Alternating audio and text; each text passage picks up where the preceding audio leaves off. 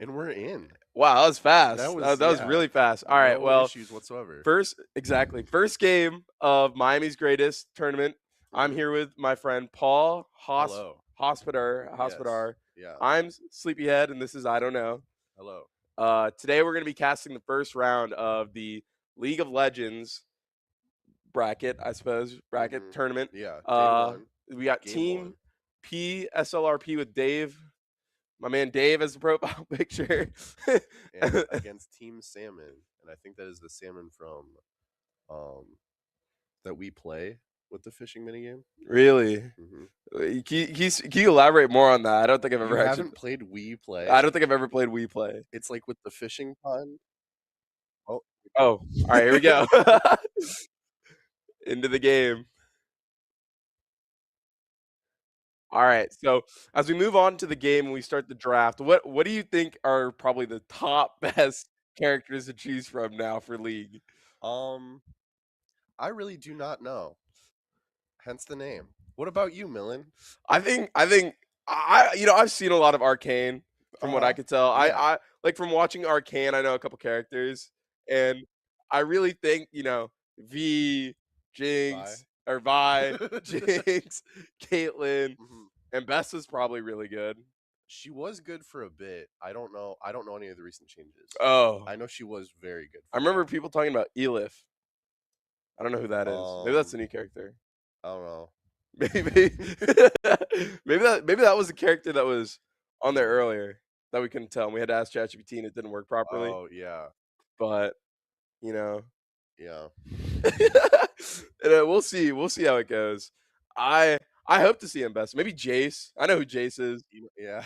Victor. Victor. Yeah. Professor Warwick, Heindinger. Heimerdinger, Warwick, Heimerdinger. Echo. Mm, okay. Okay. So we were joking about doing the draft early. We just Yeah. wanted to So hit you now with a we are fast actually one. back here. Yeah. But let's talk more about your league experience. I have never played League. I'm a Valorant player. I played a little bit Deadlock being my only MOBA, but seeing as Yeah. how that's Yeah, and I am also not a league player, well and you played, you've hit a rank. What was your peak? I have not hit a rank. Oh. No, Oh. I have not. Wow. I have not unlocked a rank. Okay. But I play Echo because I liked the show Arcane. Okay, cool. Who What did you play? you know the green ninja dude when you first start in the tutorial? Yeah, That's who I that played. guy. When I played Okay, like 5 minutes and then I gotcha, never wanted to gotcha. play again. But Yeah. no, but I love the game. The game is fun, Uh huh. especially with they added WASD movement, so you They can kind of did just click do that. around. Yeah, Yeah. it's in But you like a can't do it separate in mode. ranked, Yeah. which is weird. Well, I mean, yeah. I I was think it's actually because you can dodge like skill shots and stuff a lot easier with it. so it's just better. I assume so. Oh. Unless, like, if it wasn't better, I feel like it would be in ranked. Well, but it's also like League has. I was talking to one of the varsity players here at Miami Mhm. about League of Legends and how they played it, and apparently there's this ranked mode that's not real ranked, but there's still a rank you have, and you can queue with only certain people in a limit set, but it's not actual competitive. Oh, Yeah. I didn't know that. No, you hear they're bringing back voice chat, maybe? Really? Yeah. What are your thoughts on that? That is going to be fun. But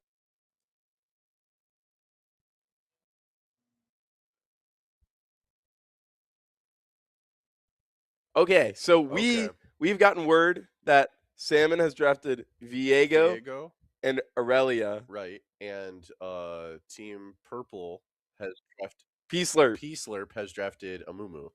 Um, What do you know about those characters? I know that Viego is based off of Aragorn Okay. from Lord of the Oh, Rings. so he has to be pretty good.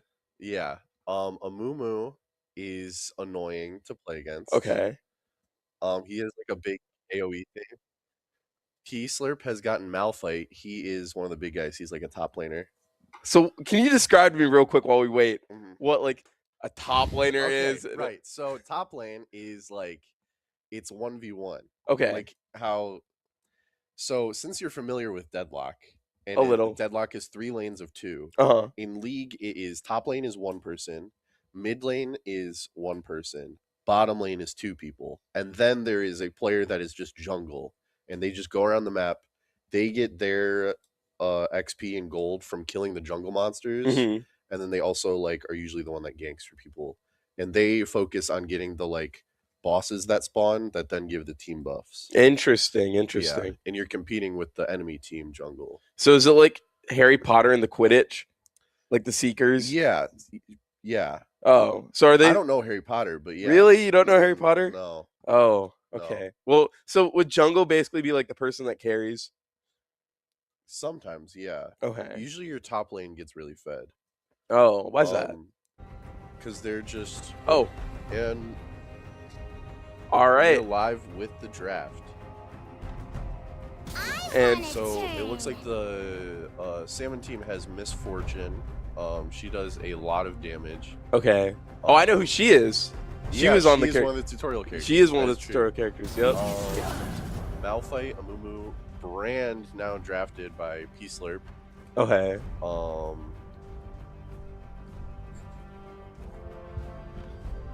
What about I played a little bit of ARAM.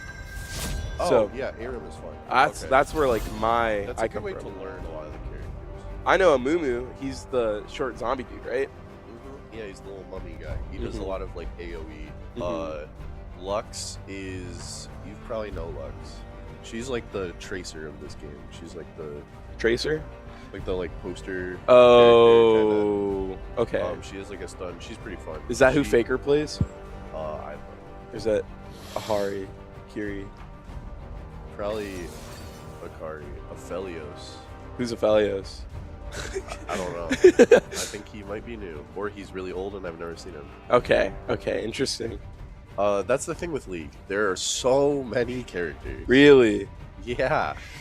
Well, out of all your characters to play against, while we wait for Palpa to choose theirs, who would you say is your least favorite character? I play mid lane, so I don't like playing against Hui. He Okay. has like 3 different abilities that then have 2 different options each. Okay. So he just has so many moves, and Huh. it's annoying to play against. So this is Seraphine. Seraphine is support. Okay. So bottom lane has the like more damaging person and then a support. Usually. Okay. So like Misfortune is going to be a damaging person on the bottom lane, whereas Seraphine is going to be the support on the bottom lane. Interesting. Lux is either played mid or support.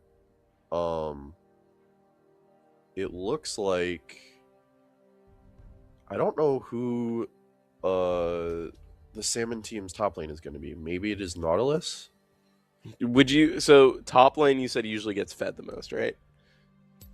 Maybe from your in experience. my experience. Okay. And what experience would, like, from playing the game? What would you say your range of experience is? Not super wide reaching.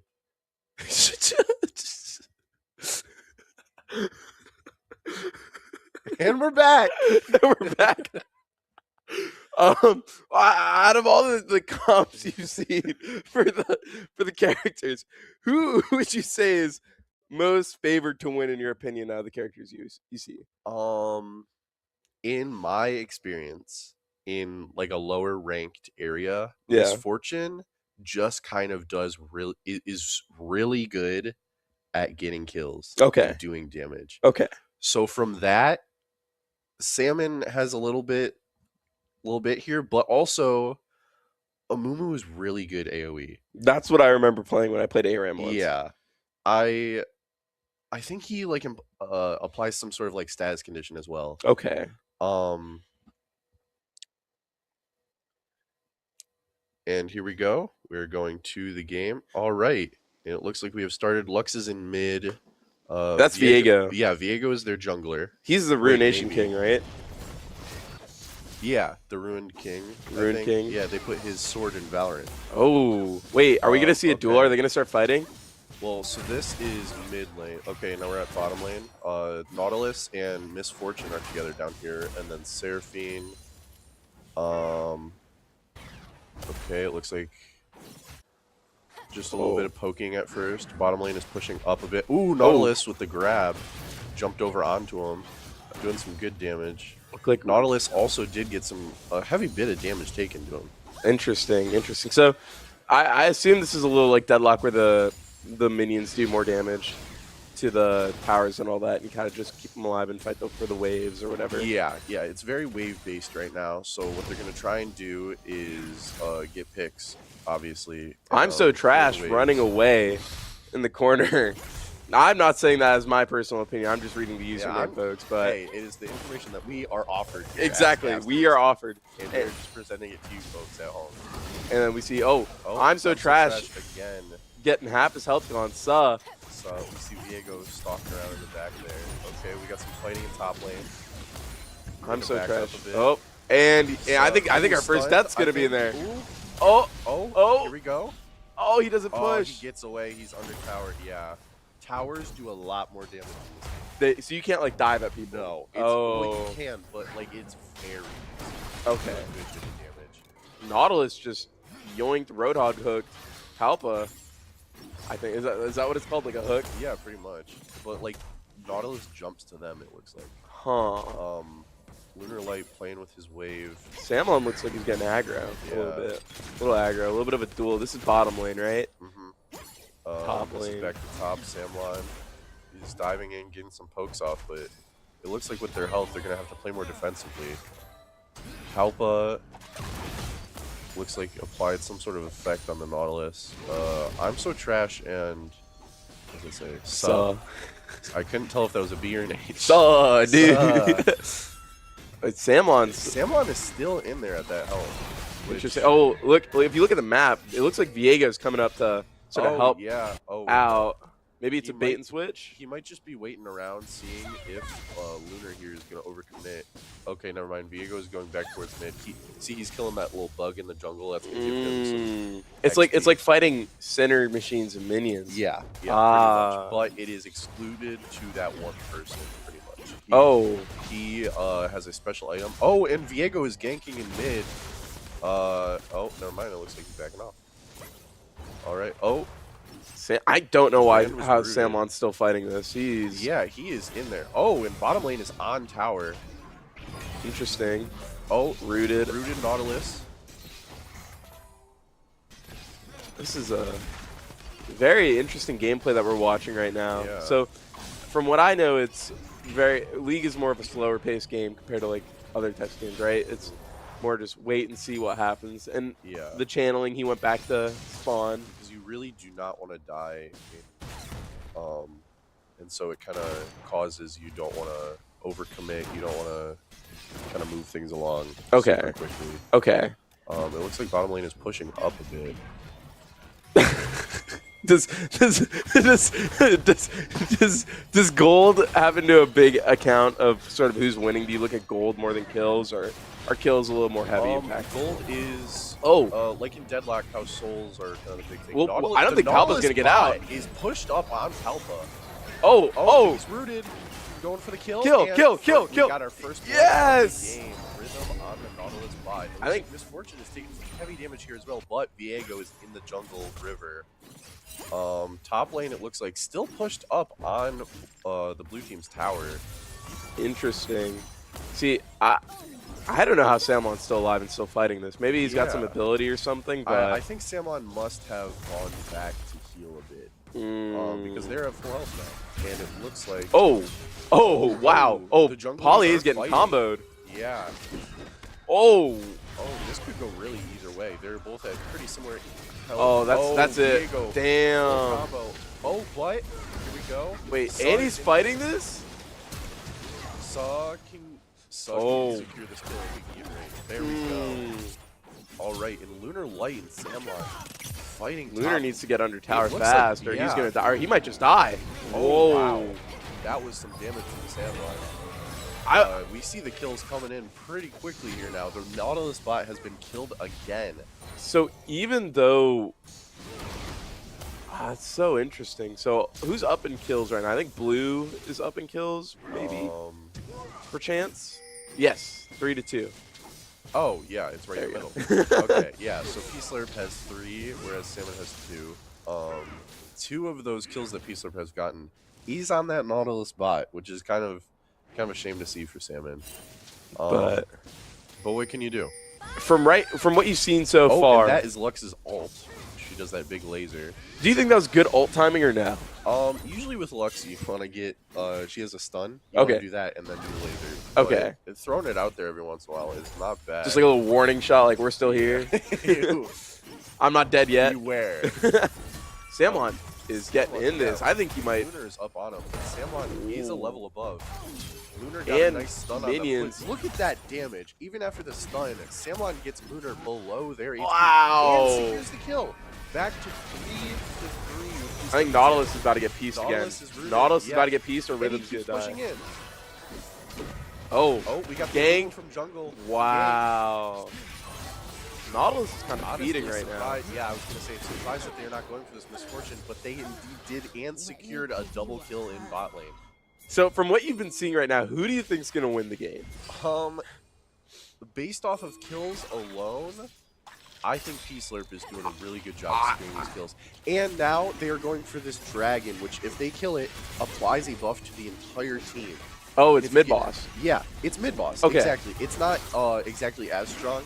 There's going to be one that pops up later on that does give a bit of a higher buff. Okay. But it is it's just a great buff to have for your team, and it looks like blue team did secure that. I thought the Viego was nearby. Maybe they might try and sneak in and steal Yeah, it. but the 1 versus 3, there's only so much you can do in that situation. Junglers do have an ability where they, I believe it is called Smite. They can do like a chunk of HP just off of a button press. But he would have had to get in, get out, try and not to get killed, because that would have not really been worth. I just realized something. Yes. Nautilus bot is an actual bot. I don't think that's like yeah. I thought that was like a player. No, that's why I was saying. Oh. That it sucks for them. Oh, wow. They're yeah, that is the bot. Interesting. I'm so trash looking like this lane really isn't holding up pretty well. Cells kind of have a commandeering presence in that space, and he had to channel out. Channel's back. Lunar Light has been pushed up against this tower the entire game. Hopefully we can see a little bit of pushback here, but so far it doesn't look like it. Maybe if Amumu can come and gank Samlon, try and help out, that could turn the tides, but it looks like top lane is winning this lane currently. Even if Amumu, even if Amumu does push top lane though, are there 2 or 3 people just middle, just waiting from red team Salmon, just wait and fight? It's interesting. It looks like Amumu is here, and they might and the tower. Yeah, the tower did do some damage to him there. It looks like, yeah, there are 3 in mid, Viego in jungle, but pretty close to mid. Azon's getting harassed. Where's the Nautilus bot? Oh, the Nautilus bot went to mid. Misfortune, unfortunately, is going to die here. And Blue's P-Slurp is pushed up on the tower. If they can get wave up, they can do some tower damage here. So Samlon is really the only person on the team that's gotten a kill so far, right? For red, it's looking bleak for them. 7-3. Viego got that jungle kill. Okay. It looks like the Nautilus bot is back down in bot lane. Okay, here, and we can see the leaderboard. So it looks like, yeah, top lane from P-Slurp has a kill. Another ult. Mumu has 2 kills. That looks like a whiff. 1. Bottom lane, 3 kills, and then on Salmon we got 2 kills top lane, 1 kill from the Viego, and that makes up all of the 3 of their kills. Interesting. Gold difference is also looking like Blue's starting to pull away. Yeah, Blue is gaining some speed here. Nautilus bot walking him down. Like Souls in Deadlock, gold is how you buy the items to make that difference. Okay. So, levels are... Nautilus bot's dead here. Bye-bye, Nautilus bot. Yeah, and he jumps in, but the Misfortune ult, see that damage? It does high damage in a cone there. Okay. And it did kind of push them back a bit, but they stunned her, rooted her, and jumped on her. And unfortunately, that is another kill. Wow, killing spree, 10-3 right now. 2.5k gold difference. Samlon looking like he's doing everything possible. He's got a 2-level difference. Yeah, it looks like it is going to come down to if Samlon can make a big impact here, get a little bit more fed, and start wiping. Nexus down, or turret down. Yeah, he did get the tower. Now he's got to go after the walker. Whoa. And we had a teleport over here. Samlon fighting for their life. Samlon is still alive. Samlon is still alive. Samlon got the kill. Wow. The support was not needed, as it did not end up in their favor. Nautilus bot back up in bottom lane. Let's see what he does. Walk him down, Nautilus. Walk him down. Ooh. Get him. He rooted one. Get him. Let's see if Misfortune can get some fortune off of this. Oh, they're baiting Nautilus bot. Look, it's trying to leave and it comes back. It's going to walk into tower and die here. Oh, Misfortune just obliterated. That was some heavy burst damage. You know, with the kills being 12-5 and as it is, they're surprisingly not that far down in gold. They are not. They're doing a pretty good job staying afloat here. Tower. Like I'm so trash. On tower. Oh, I think Viego coming from behind might be able to get the kill on the Seraphine. Pretty Ooh, 2K? 2K? Come on, show him how it's done. Walk him down, nephew. Bang! Yeah, unfortunately that is Viego shut down. Or wait, no, Viego shut down. Yeah, sorry, I read that wrong. I think I'm so trash is about to feed here. What? No. Oh. If that ult hit, that could have been really good. Samlon coming out of nowhere. Samlon coming in. might secure this kill. Samon does do burst damage. Might be able to get something off because it looks like Sa is not under tower currently. Dragon spawn, interesting. Yeah, so in jungle, it looks like Viego is on the dragon currently. Yep, and it looks like they're securing it. Nautilus bot securing the perimeter. He arrives with a sense of purpose. It's like my Valorant teammates walking around doing nothing. Oh. Nautilus bot. I take that back. Oh, Rhythm. Oh, sees no. the opportunity, gets the skill shot in. Nautilus bot is run away. Retreat. Run away. Run away, bot. Run away. Like where's he going? Turn around. Here. Oh. Okay. I thought they were going to go under tower and give a bit of damage dealt to them, but it looks like Misfortune got out. I think Lunar Light's about to die here. Tower's going to be gone, but top lane's just getting harassed. Yeah, this is rough. Oh my. At least he has the wave with him now. You can see Brand is kind of making his way over to top lane. I don't really see what bottom lane can do here other than, I don't know. They've just been getting... Nautilus bot is level 7, and I'm looking at all these other levels right now. And they are quite a bit higher than level 7 in the game. This is not looking good. Nautilus bot low-key selling, or high-key selling, I should say. Under tower, he can't decide whether he wants to fight or if he wants to turn around. Yeah. And Mumu, the jungler, is staying close by to aid if needed. Interesting. I'm so trash trying to do the 1v1. He's about to get ganked. Mumu coming, but I think, that's stun. Over for him. Yeah, the stun does some big damage off of that. Mumu, I think, is also heading top lane. A lot of could be 10 in mid. Probably gonna grab this tower quite quickly. Oh yeah, wow. Samlon teleports to the tower. Oh, do you think that was a good decision? It might be because Misfortune is running up from behind. Oh, but couldn't get there in time. Couldn't get there in time. Maybe if they were both together doing something. Diego's pulling up flank. Diego might be able to get the Seraphine, but yeah, it is risky. Oh, big damage from the Misfortunal as the Seraphine could not get out in time. Seraphine is trying to channel away as Misfortune is playing under tower. We see the Mumu came back. Rhythm kind of cleans up that wave. If they can get wave, push up, they might be able to grab tower here.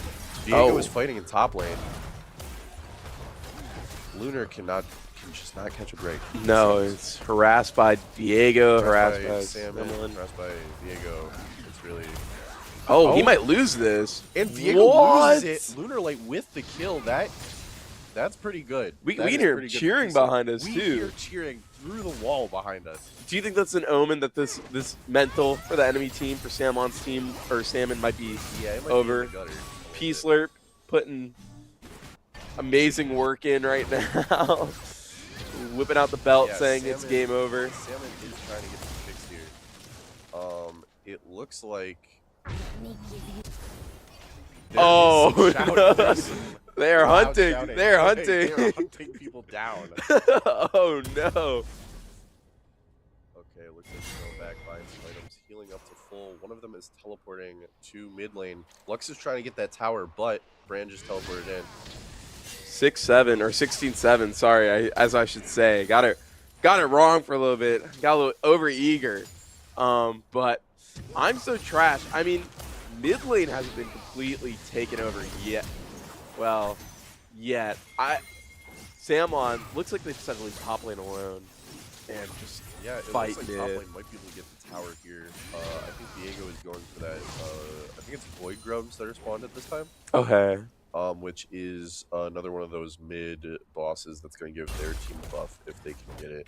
You really just see 3 of them roaming on this map and just taking names. Wow. That is... Playing against that, you just hate to see that because there's not much you can do against that unless you get your team together, and it just looks like Salmon is not doing that. But they are beating up Lunar Light. They're taking belt to ass with this Lunar Light. But honestly, I can't even think of a better way to put it. Just because, I mean, that's what we're seeing a massacre right now. 17-8 in kills against each other. 30K versus 27K gold. I mean, 3K gold lead. It's gotten to a point where they don't feel pressure anywhere else, and they're letting 3 people, now 4 people, run around and just around. It looks like there are a lot of pings coming near the dragon. I think that's what they're going to go for as he is spawning. You see his little animation going on there. Oh, but Salmon is showing up. Oh, and we might get a team fight. Yeah, this looks like it's going to be one of our first big team fights. Nautilus bot. We have 5 members of the team here. Oh. Oh, wow. Oh, wow. Wow. Oh, no. Nautilus bot, do something. Please. Where are we going? Why are we leaving? Yeah, Nautilus bot could do some good damage here. He's just wandering around, though. And it looks like P-Slurp is going to kind of clean up here. Get some. They're hunting. They don't want anything else. They want him. Well, because of the respawn times, it looks like Misfortune's gonna be back up right about now. Lux still has 5 seconds on the clock, and then everybody else is above 10 seconds. So I think they have time to do this dragon. And celebrate a little bit through the wall. Wow, what an insane. That was quite a quick team fight. I would also like to mention Nautilus bot is no longer feeding the most. We have Misfortune, I believe who that is going 0-6, doing worse than Nautilus bot. As her name implies, that is Misfortune. Oh, right. Can we get a round of applause in chat? Yeah, if anybody is in chat. Let's see those primes rolling. Yeah, exactly. How many primes do we think we can roll in? Let's get a hype train.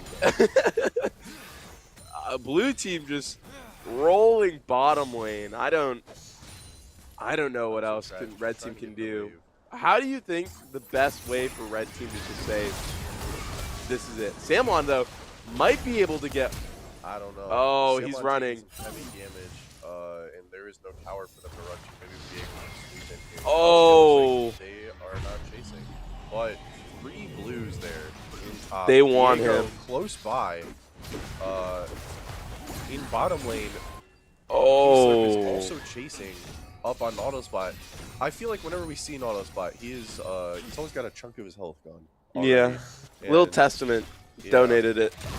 But it's a with the ult trying to get him off the tower. Here, let me help you. Oh, thank you. No Is problem. that better? But we see a... I don't know. I just don't know what red team can do to even have a semblance of winning. Yeah, it looks like bottom lane is probably going to get this tower here, but Diego's coming out of jungle. They do get the tower. Rhythm's trying to run away. The level difference is Seraphine insane. Eliminated. The level difference is quite crazy, but Diego is at level 12. Oh, and here comes the Mumu showing up. Oh, wow. Oh, wow. We might get a team kill. Or not team kill, triple wipe. Wow. That was a lot of damage from the Diego, having a big impact there. And just like that, they might be back in the game. Yeah, that the gold difference is, they're kind of catching up a little bit. I think it peaked at around 3K difference, and it's closing back up. Interesting. And Salmon is now going to go for the Rift Herald. If they get the Rift Herald, they will be able to spawn this creature that they can kind of throw into a tower. Oh, like a Pokemon? Pretty much alert. Yeah, like a Pokemon. Oh. It kind of like Rhino charges at the tower. Interesting. Like Page ult. Yeah, kind of. Okay. Yeah, Page ult if it was like a item, not ghastly entity. Okay. And instead like Abrams charge. Oh, okay. Yeah. So this has got to be amazing for the blue team right now. What would you say? Yeah, I would say this is quite amazing. But what they are doing in this performance today. What? It looks like somebody's jungling. Oh, that's the Amumu. Yeah, it looks like if you just look at the map as a whole, P-Slurp is kind of just advancing on all sides towards Salmon. I was a whiff of an ult. Yeah, not seeing much from. It looks like they're about to collapse, so I think. Yeah, Salmon grouped up. If they can get another blue here, they might be able to. Seraphine got trapped. That might be. Alpha got some crazy damage taken. Yup, and there goes Rhythm, I think, And it dies there here. we go, Sam I'm so trash, got a kill. diving in. Saw gonna be eliminated, and Mumu, I think, Lunar Light is the end of the road here. Oh, but this is, I think this is where it happens. Jump in. This is where it happens. Will the Mephisto needs to leave? Oh, is Samon trying to go for it? Oh, the Wow. tower secured the kill there. Viego is gonna run away a bit, and Got a little kill hungry there, a little Lunar is overeager. gonna channel back safely. They did get a turret down though. Nautilus bot just hanging around, taking names. Those creeps won't know what hit them. Pushing lane, taking names. Viego is jungling a little bit more. We're gonna see him go up the top right here. Okay. Nautilus bot on the bottom. It looks like Nautilus bot's playing the objective right now, and you see Palpa trying to, instead of roaming around and not playing the objective, just coming back in. It's a 1K gold difference only. Palpa hit Nautilus bot one time, and he ran away. Interesting. Whoa! Coding. Oh, Nautilus bot jumps back in, and he runs away. Well, interesting code we got here running on this Nautilus bot. Nautilus bot's interesting. Amumu's coming in. Oh no! Yeah. Oh no! Spot. We're gonna have to take it back to the workshop after that one because he's going bad. Clanker just can't play. Clanker down. Clanker down. Clanker down. Looks like there's a fight in mid. Lux and Saw doing some jab damage. Lux is probably gonna have to channel. Dragon back. spawned in. Dragon is spawning. You see him kind of converging on this point again. Oh, Samlon's about to get. Yeah, unfortunately, Samlon was just. Do you think we can get a trade here? A little trade? Oh yeah, trade. Looks like some heavy damage from that misfortune ult again. There's two. Saw low. Do they chase? They don't chase. They don't chase. I think they're gonna fight for Dragon here now. Viego is kind of the one on their team securing a lot of these kills. Yeah. But, Slurp is still nearby, so they got to be aware of that. And there we go. They secure the Cloud Drake for Salmon. Oh, Lux needs to run. Lux needs to run. Lux needs to get out. Oh no. Oh no. Did that Lux not hit Lunar there? Interesting. Going for the trade, but was it worth it? It looks like both teams do have two dragon buffs active. Well, he got away. Viego gets away. Wow. Wow. At 1 HP. That was quite amazing. And just like that, 0.7k gold difference only. They're back in this game. They are back. Neck and neck. 28 to 22. Both teams have two dragon buffs active. 25 minutes into the game. I really think they should be putting somebody. They should probably be putting Sam on with Nautilus bot. I feel like someone or like someone who can run the pockets of two people and have like support of a Clanker nearby. But look, Nautilus bot walking away slowly but surely gets killed. I was gonna be quite surprised if he got out there. It seems that P-Slurp is doing a good job just having a buddy system working, and they can converge quite easily, go from 2 to 4 in a matter of moments. Misfortune's gonna have to play safe here as she's at low health, but we see two of P-Slurp near Samlon, hiding in the bushes, waiting to strike. They might go for this Rift Herald here. Looking like Yuta hiding in the bushes. Bush camping, as Takaba does all of the work. Samlon, I think. Oh, he read the bait. Does some damage. Interesting. You think they're gonna fight for mid boss here? Try and stack up as much of these buffs as possible. That could be. Honestly, if either team gets this Rift Herald, we're gonna see that team move ahead quite a bit, I think. Okay. And they're just gonna have a Pokemon on their team. Not much else. Just Baron Nashor, actually. Just kidding. I was joshing you.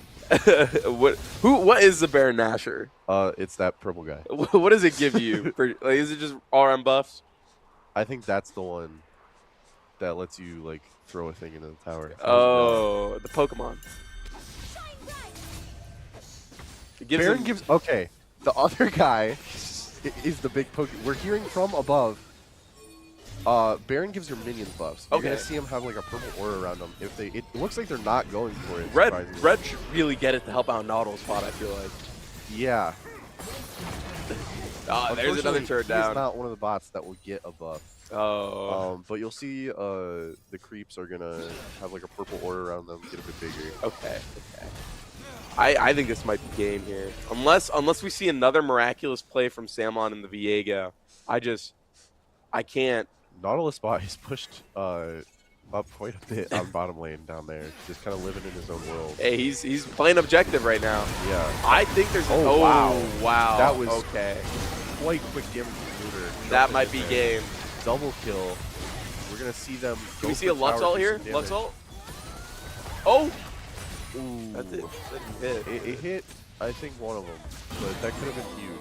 It looks like Misfortune might go in for the ult here. I don't think we've seen her ult in this fight. But she is low, so it's going to be a bit dangerous. Yeah.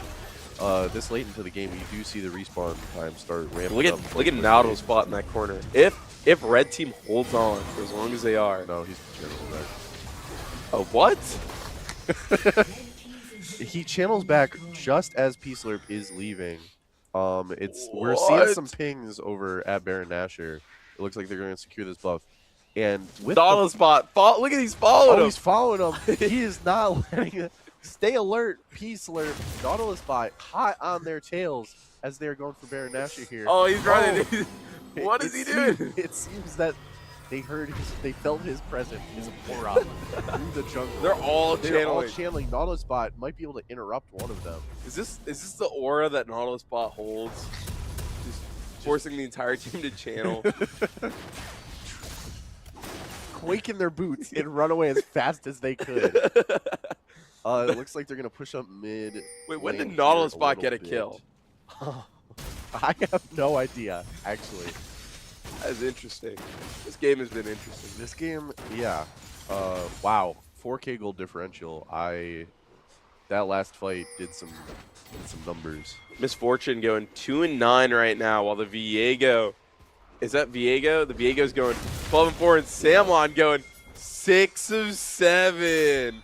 And I really don't know what else this Viego can do to try and keep this team in the game. And I don't know what to add after you saying 6-7. It looks like wait, what did you just say? I don't know how to jump off of you saying 6-7. 6-7. There we go. They're going for Baron Nashor. And I think it looks like they're kind of going to get this uncontested. You see, yeah. The Cloud Drake, though. Unfortunately, that's big. I think that is Samlon hiding in the bushes there, but he just couldn't do anything up against 5 people. I'm so trash my game. A bit of a Yuta cosplay going on there. Farming. I don't think farming's going to do much right now. I'm so trash. Yeah. It's losing to the wave, it looks like. It's just kind of getting those levels up. Nautilus bot. Oh. Show it to him, Nautilus bot. Don't die here. Wow. Running away. This is how you know that they're scared of him. They're putting 5 people on him. Yeah, they have to secure this kill on Nautilus bot. Otherwise, things can go quite bleak. It looks like a Mumu does secure the kill there. Let's see. We do see this tactic from P-Slurp again, just kind of roaming together. I mean, there's not much they can do. Yeah, they'll lose one-on-ones and sometimes even 1-2s. And they're gotta be up 7K too. Soon they're about to go from 6K to 7K. There's not much that they can do here other than roam, and it's quite an effective strategy. But Viego's gonna come out, maybe try and start fighting as a Mumu. He's backing up a little bit. At this point, do you say like, let's just, we can't win the game. Do we just end it here? Looks like they're fighting. They're last stand, but I mean, if Samlon goes, then I can't see him winning. A little bit of damage from the Lux ult. It doesn't seem like it is being quite effective against Nautilus bot walking them down. Nautilus bot, yeah. And okay, just walking into the line of fire there. It looks like they're probably going to take this tower, and Samlon might need to play a little bit more defensively as they're pretty low health here. Low health. Saw is as well. They're about to walk onto the Archmother, or the Chaos King, Chaos Father. What was it? Hidden King, Rune King. The Nexus. Oh yes, the Nexus. Yeah. The Nexus. Yeah. Sorry, I got my MOBAs mixed up. Yeah. Good thing we're not talking about Smite though. But I don't even know what that game is. Neither do I. I don't think anyone is talking about Smite. I think that's why we don't know. Misfortune's about to die. It looks like, yeah, it looks like this. I'm so trash. Might pull something out. P-Slurp roaming together, and they secure Ace. Asu. I don't know who got the ace, but and we got a victory from P-Slurp there. Well, yeah. I mean, with Nautilus Bot trying his hardest. I mean, Notice why, you know, he had heart, is there much else you even can really though do? he was not born with one. And I think that's just a beautiful, beautiful story there. Peasler had some great gameplay. Just roaming together proved to their victory. Whenever Yes. somebody from Salmon team would overextend just a little bit, they would, They were gone. yeah, they would get some gains off of that. I mean, it doesn't help when you're playing a 4v6. Yeah, You know, ChatGPT on your team, hitting some hallucinations, temperature's too high, yeah, it's kind of just can't work. not in their favor from the But start there, and I unfortunately, they could not after change that. seeing this, where do you think the teams are gonna go? Who do you think has a better chance of winning their next game? And do you think Salmon has even a chance of winning in the future if they keep playing with Nautilus Spot? I'm honestly not sure. Maybe we see something shocking from Nautilus Bot, but as it stands now from that game, it was kind of he would take one of their auto attacks and he'd run away, which All kind right. of that is quite, Sad. yeah, it kind of puts them at quite a No disadvantage. heart. Yeah, But I would like to thank no everybody heart, for but all the watching heart. Thank you for watching. first Yes, round. We have another round coming after this. I believe Team Peaceslurp is going to be playing here we go. Team Peaceslurp is going to be playing facing Communist off against China. Communist China, Oh, trying that's to going to be a bring the win game. back home. That's going to be a game. Do you think Communist China is able to beat Team Peaceslurp, or can Team Peaceslurp push through? You know, I don't know much about Communist China, but what I do know is that they are quite a force to be reckoned Are with. they? Are they Yeah. now? So we're gonna see if Peacelerp can keep this gameplay going up against Communist All China. right. Well, I hope you guys tune in for the next match. It's going to be exciting, and Nautilus Spot will make a return, Hopefully. hopefully.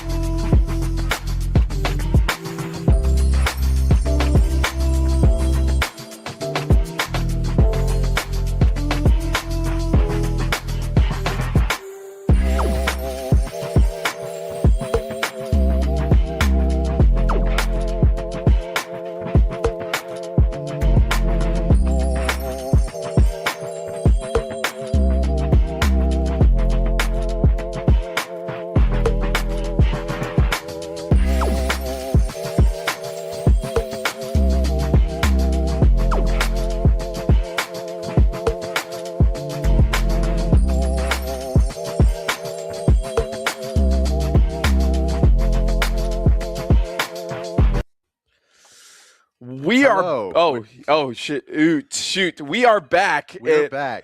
And we are going to be casting the Big Backs and the And the Chudlings. Chudlings. My name is Milan Patel. I am Sleepyhead, and I this am is Paul, and I am I don't know. and we are very excited to see this game. We have Oh yeah. 2 new pieces of information we just found out. They took Nautilus Spot out to the back and they shot him. He will no longer be appearing. Parts. He's not going to be in this one, folks. Our hero is gone. But I would also like to mention that someone in chat, Lucas Ball, just told us to shout out Joseph Michael Sanic on their 5-month anniversary together. So can we get a round of applause for them? Let's get a round of applause in the chat. Let's see some primes as well. Exactly. Primes go a long way. Yeah. Primes go a long Let's way. get a hype train for that anniversary. Exactly. But what are we most excited for between seeing the Big Backs and the Chudlings? Who do we Honestly, I'm just excited to see a new roster of characters come on and see what happens, cuz really anything could happen. We could see, I don't know. We could see anybody be the hero? Yeah. Like the Viego from last game? Yeah, like the Viego.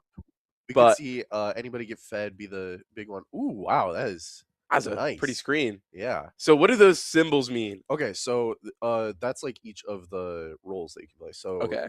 top, jungle, mid, bottom, support. Okay. From what I remember, I know that Egoist and Polygon, I believe, are both league players on our varsity team here. So they're going to be really well. I know Egoist is probably very good at this game. I don't think there are any league players on the Chudlings that I can name off the top of my head. Although I do know that Modi is been playing this game nonstop. So let's see. Really? It might be more competitive a game, especially considering Nautilus Bot won't be here with us, but he will be here with us in spirit. Yeah. But it looks like we're getting the characters that are banned at the bottom. Who are those characters, Paul? I know the little kid in the middle. Okay. Has the little kid? Snowball. Okay. And okay. They have a bear. Okay. Like Ice Bear? Wait, no, it's like a Yeti. Okay. Mbessa's over there. This is like them hovering what they want to play. Okay. So Viego. We got a couple locks. We got a Viego again on the Chudlings. I don't know what that thing is. Isn't top lane on the Zipix the dude that's like he's the big strong guy. I don't remember like he's dating that one chick or whatever he got with that one chick in like the league lore. Is that Lux? No, it was like the red-haired girl, right? I couldn't tell you. Oh. He's not an arcane. Maybe we're just not in it like that. Who's that big polar bear? He's a big polar bear. I think his name's Ice Bear. Okay. We have Artemis the Hunter. Interesting. I'm lying. That's not her name. Oh, there's Lux. No, we know Lux. We know Lux. We know Lux. We found one that we know. Yes. Let's see here. That Artemis character looks like they're from World of Warcraft. Yeah. Yeah. It does look like WoW art a little bit. So is Mbessa still really good? Because I was a ban. I don't know. Perchance. Maybe. Mayhaps. Let's see. Who do we think? Oh, that's Misfortune band. Interesting, because we didn't see the Misfortune. Oh, is that their bands on the right? Yeah, on the bottom would be the bands, yes, I believe. The band Misfortune. That dog that I hate, they just banned. He's like a little fox. Are you glad they're gone? I'm glad. Yeah, if I was playing this match, I'd be glad. Let's see here. So Artemis is gonna mid lane, right? Or is that jungle? They could honestly either be mid or oh wait, no. That's mid. Okay. Yeah, because jungle was the middle one over there. Okay. Let's see. I don't know that guy's name. This can be interesting. Yeah, Polygon is the jungle. Egoist is top lane. Hyperjink's a goblin. Banana is mid. Hybenberb is bottom lane. What character is Hybenberb? I don't know. Oh wait, no, we're switching it. Okay. Do you know Aid's character? No. Are these a bunch of new characters? Yeah. So they're new for both of us. Well, they're not new. Like I've played against them. I just don't know what they're called. And that's Blitzcrank. What are your thoughts on Blitzcrank? He's a cool robot. Oh, another clanker, huh? Yeah, but he has another grab ability actually. It's like Nautilus Bot. So Yeah, maybe Nautilus Bot but is with us in I spirit. think this one is more like Roadhog Hook. Okay. Yeah, Okay. I think it actually pulls towards. So based off these team comps and what people are running, do you think we're gonna see a Viego go crazy again like we saw last time in Maybe jungle? he did really good last time. I don't know. They have a polar bear though, and they Mm. don't have they have a robot, so it's really going to come down to that. What about Polygon? What would you classify that thing as? That's like an alien. That's like a xenomorph, I think. Okay, so That's it's a some sort of xenomorph and a alien polar bear entity. versus Yeah, white guy with shield. white guy And with shield, dead white guy, Lux, goblin, and robot. And then okay, we have ice bear from Uber Bears, xenomorph, okay, girl with cat ears, okay, Artemis, okay, and ribbon girl. okay. Yeah. So we're gonna be calling Ribbon Girl, Girl with Cat Ears, Xenomorph. Well, we're probably gonna call them by their usernames because that's a lot to say. Fair enough. I uh, think draft is over too, so we might be heading into the games yeah, shortly. very shortly. How have you, since this is kind of your first jab at any league experience? Yeah, What do you think? I Are think you it's a learning a lot. lot? It's a lot like golf. Very slow. Expand on that. It's a very slow game. Mhm. You really have to like sort of come into it knowing that you're not going to see a lot of flashing lights, but I see. once the action gets there and you just start to see people click on each other, it gets a lot better. Then it gets flashy. Minions have spawned. All right. Okay, so we see minions spawning in now. We are 30 seconds in. Are we already going to see contact? Bush camping already right off the bat. Wow. Yeah. So we see Modi hiding in the jungle there. You see that pretty commonly at the start. Bottom lane, they're hiding in the jungle, kind of pushed up. Maybe the enemies might push up a little bit there. They might be able to get the jump on them. Polygon waiting for some jungle to happen, and Oh, whoa, wow. Wow. Banana getting some jabs in. Banana Hollow, Hyperjink, and Pooter Scooter, both bush. I think we have a team of bush campers over here. It seems like it so far. Nobody. We got two people hiding in bushes. Viego's hiding in a bush mid. I mean, it's like I'm watching JJK. You know, Yeah. Oh wow, and Oh wow, AIDS yeah, so gets it is grabbed right into the bushes. I will say they put two of the newest people who barely played this game, I think, bottom lane together. Do we think they're going to try and get super aggro? Egoist Kins, I know, is very good at this game. Yeah. I think he gets very aggro. Zipix wasn't hyping himself up very much, but we might see him. Oh, he just gets. Zipix might be down. Yeah, he just gets. Wow, that was fast. That was quick. That minute was 40 in, and we have a first blood. That was just interesting to say the least. I think we might see a tower down soon too.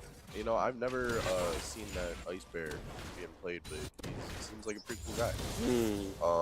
You know, having two new people on bottom lane together it's a choice for sure, but honestly, it might do them some good being together. Right. I wonder where Polygon is. I wonder if they might send jungle instead of roaming, just help out bottom lane. I think roaming is probably not going to help as much, especially now. Well, I don't know how to play this game, so everything I'm saying could be wrong. But bottom lane is doing. They have a chunk of damage on from. What is the bow character's username? I can't remember. Let's see. Hybenberb. Yes. I got you. Hybenberb. So interesting. I mean, not much has happened after that first pick. Mid keeps kind of trading back and forth. Whoever is at less than half HP here keeps kind of flip flopping. Viego stalking around. He might flank him. Steal some jungle or maybe gank. Oh, we do see the two jungles coming together down there by Viego. It looks like something might happen. Interesting. I think we're gonna see a big fight here. And Top Zipix once again. Wow. I mean, there isn't much we can do anyway. He's dead here no matter what. That is embarrassing a little bit. The tower did get a chunk of his health off. Starting to get enough. Oh, AIDS gets grabbed. Wow. Roadhog. Grab. And Pooter Scooter taking crazy damage. Oh, the tower snipes him.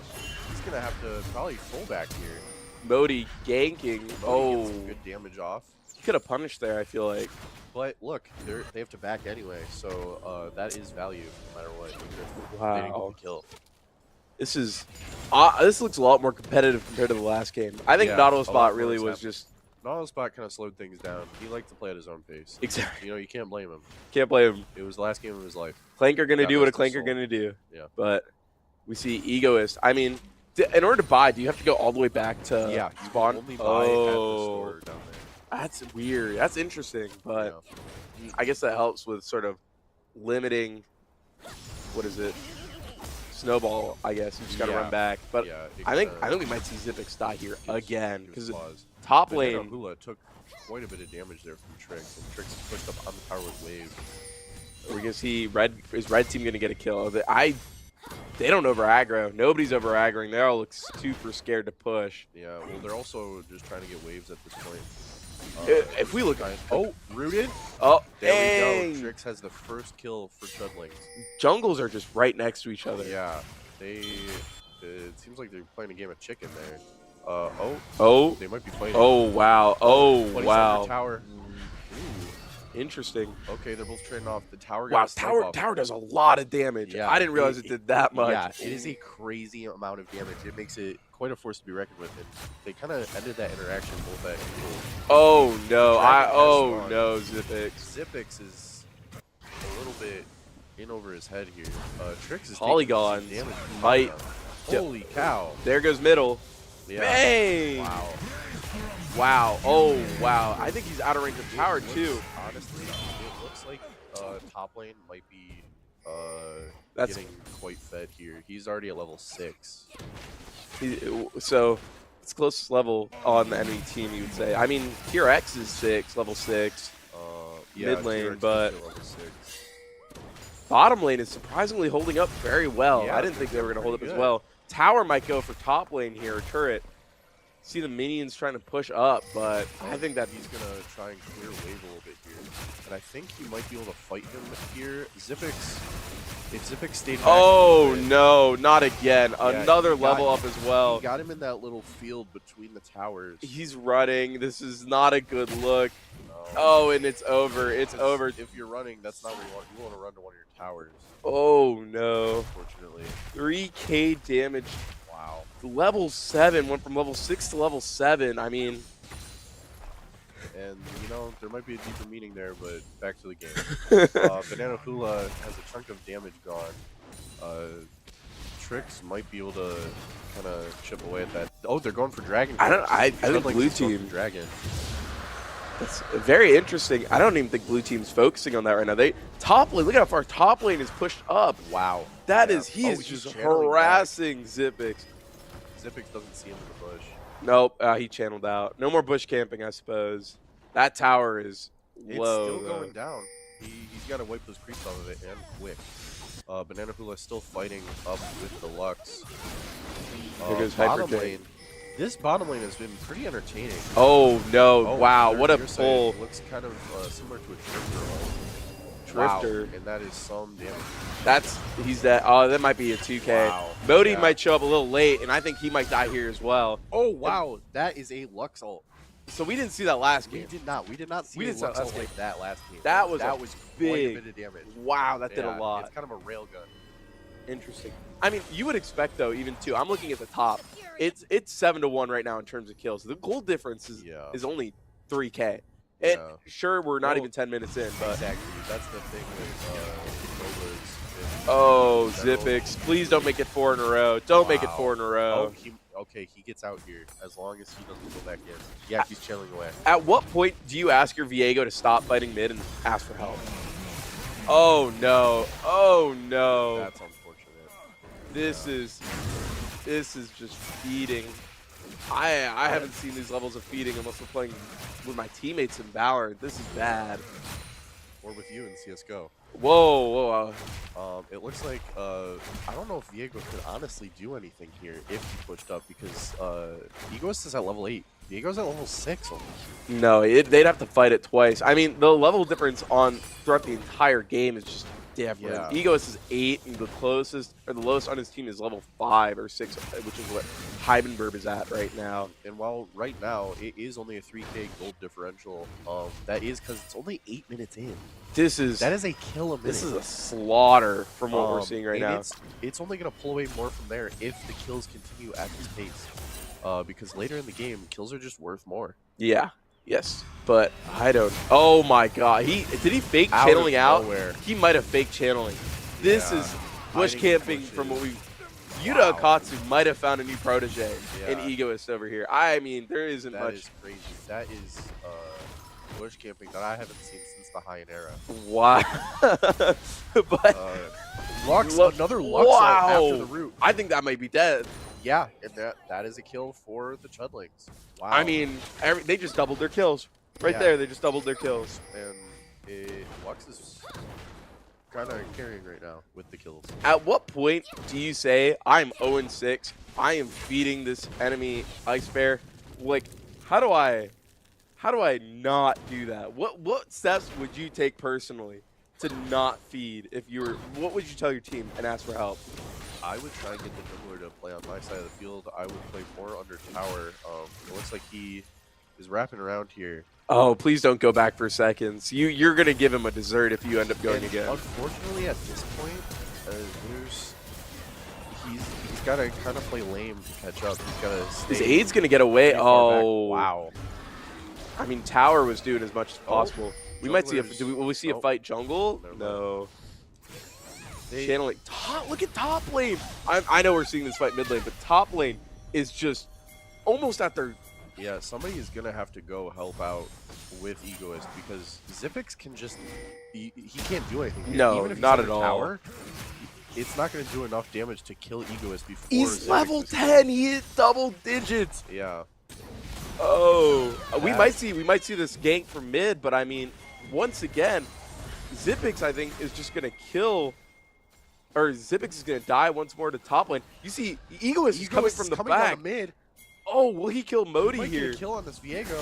Oh, wow. And I think that might be... Yeah, that stun alone did a chunk of damage. Wow. Wow. Polygon came in for the kill. Little kill steal over there. Another bush camper. I thought bot lane might be over, but I mean... Oh, yeah. The Chudling's bot lane is putting up an impressive fight, especially for being newbies in this game. Oh, no, not again. Not again. Please. Let him breathe. There's a 4-level difference between the two of them. Level 10. Wow. Make that 5 now. Yeah. That is sad to see. And it looks like, unfortunately, there's not much you can do against that. It's not like they can even play under tower, because like I said before, if they fight under tower, I think Egoist gets the kill and gets out. With no problem whatsoever. And yeah, it looks like that tower is gone, actually. Wow. Zippix gonna run back in here, unfortunately. I mean, this is shameful to watch. I feel like Nautilus bot would be putting up a better fight. Unfortunately. Maybe they need to rebuild that Clanker from the ground up. Yeah. Bring him back, some might say. But oh, maybe they get to kill him. No. I mean, with the amount of space that top lane has took, I mean, he's channeling out and they can't even fight him. Yeah. We're about to see Pooter get touched by 3. Gets near. Is he gonna get near? He gets. Wow. Yeah. I don't even think. Diego's coming in. Maybe he can get him away so Pooter can get out. Oh, and Egoist is just able to farm wherever he wants. Wow. He might be able to kill both of them here. It is crazy. Level damage 12. that his stun does alone. Level 12. Yeah. What? He is at half health, but I think if they try and go for the kill here, yeah. Wow. Trying to secure it. He could just secure it and walk. Modi is just standing off to the side going, you know, he's sitting in the throne. What can he do? There's not much he can do. Wow. Oh, wow. He gets. That is unfortunate. That is. Wow. Wow. He's level 12 right now. Level 7 it was his top lane counterpart. I think the highest level is mid lane. That's level 10. Yeah. This is just a roll right now. He's been level 12 for quite some time. I think he's about to hit 13. I mean, if he takes his tower, you see Lux coming in to try and maybe do something. Bot lane's getting harassed right now. I mean, he's probably going to go heal and then just come right back to mid. Zippix top lane looks like he's pushing, but I mean, little too late, I suppose. Yeah. You know, what Zipix could be doing here is getting some of those creeps, Just get, leveling up, getting yeah. some gold, maybe get the tower off, but I think it's kind of that looming threat of he doesn't know where Egoist is right now. This And is so looking he like a channeled slaughter. He's running. He's running. Egoist is running there to go get his top lane back, but yeah, Polygon is whenever Egoist even has the slightest chance of dying, Polygon is there. So I don't think they're going to let up. red on team that. got a kill. I mean, Red team it's did get a kill. Pooter's low though. This is low. But they're once again, I gotta give them props. They're doing really well in bottom lane. Even though the odds are stacked against them. With no, top. exactly. And I mean, that Lux ult, that's a good Lux ult right there. Wow. Modi level 8. Their jungle isn't getting as much value as you'd hope. No, unfortunately. It looks like the Lux is kind of the gonna be the hard carry, yeah, which is weird seeing from your mid lane, right? Sometimes, yeah. But a Fed Lux can be a force to be reckoned with, especially with how she can stun, and then that ult can just do. I think they're about to push bottom lane here. I think there are 3 people bottom lane. Polygon might be joining them soon if things get rough, but Egoist is now bottom lane. He might win this. No. Oh wow, this is unfortunate. He is 5 levels higher than everybody. Dives in. He could just walk him down. Yeah. This is insane. Diego comes in, gets stunned. They have to fight behind tower, but I mean, at this point, you're just going to let him build up a wave. And he's walking him down. He's walking into tower. He does not care. Because since he has the wave with him, the tower will only target him if he does damage. Ouch. Oh my, he's close to level 14 as well. Wow. This is bad. Diego either needs to get out. There we go. That is 3 people down from bottom lane. I think bottom lane is over. Top lane's been over. They're going to take middle lane. Lux is trying their hardest. They're going to get the kill here, but they didn't even get. They did get the kill, right? Yeah. Yeah. Okay. Perfect. But 17 to 6, 6K. That is. There's not much. Chudlings has taken 0 towers so far. We're 15 minutes into the game. It is 17-6, 6K gold difference, and it's only increasing. It's already 6.3, 6.2. Yeah. I mean, what more can you do? Look at the level difference as well. Level 14 compared to level 12. And everybody else on their team other than level 12 is below level 10. Yeah. Egoist is just going to be able to walk in and get do whatever he wants. Exactly. Honestly. He's having his way with them right now. Belt to butt, some might say. Some may say. I might say that. But, you know. That is true. Channeling. At this point, he's probably going to go buy some item and come back in and be a menace. Because while the Lux is a force to be reckoned with, he's still 2 levels above their carry. Yes. This is a Polygon is also going lights out too as well. I should say he's level 12, and even though they're level 12, and even though it might not seem like they're having that much of an impact, they're 5-0. And when you see Egoist seek these fights against 3 people, he'll come in and just take a third. Polygon is just there. And I believe Polygon has that ability to nearsight them and get them to run away against their will. So this tower's gone. That is, I think Egoist might try and fight. Oh, will he fight this? He's walking in. Wow. This is interesting to see. It looks like he's going to prioritize tower here, but he's got 2 of his teammates with him. Unless the Chudlings come up behind, I don't. Oh, there's 3. They're running up there. They're trying their hardest to get there. Egoist looks like he's pre-recognizing this. Oh, he jumps on him. He jumps on the Zipix. That is sad. No longer be a top lane. Nope. Egoist is gonna find it. Yep, and he's just having his way once again. He didn't even lose half his health that first fight, and he's just walking him down.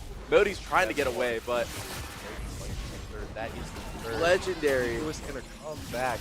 That's a team wipe. It's got to be the team wipe. Hooter's gone. Yeah, and Dragon is spawned. They don't even need to fight mid, do they? No, they don't need to do that. They don't even need to get this dragon, even though they might. They're probably going to get the dragon and then also get the towers because they really can't be stopped here.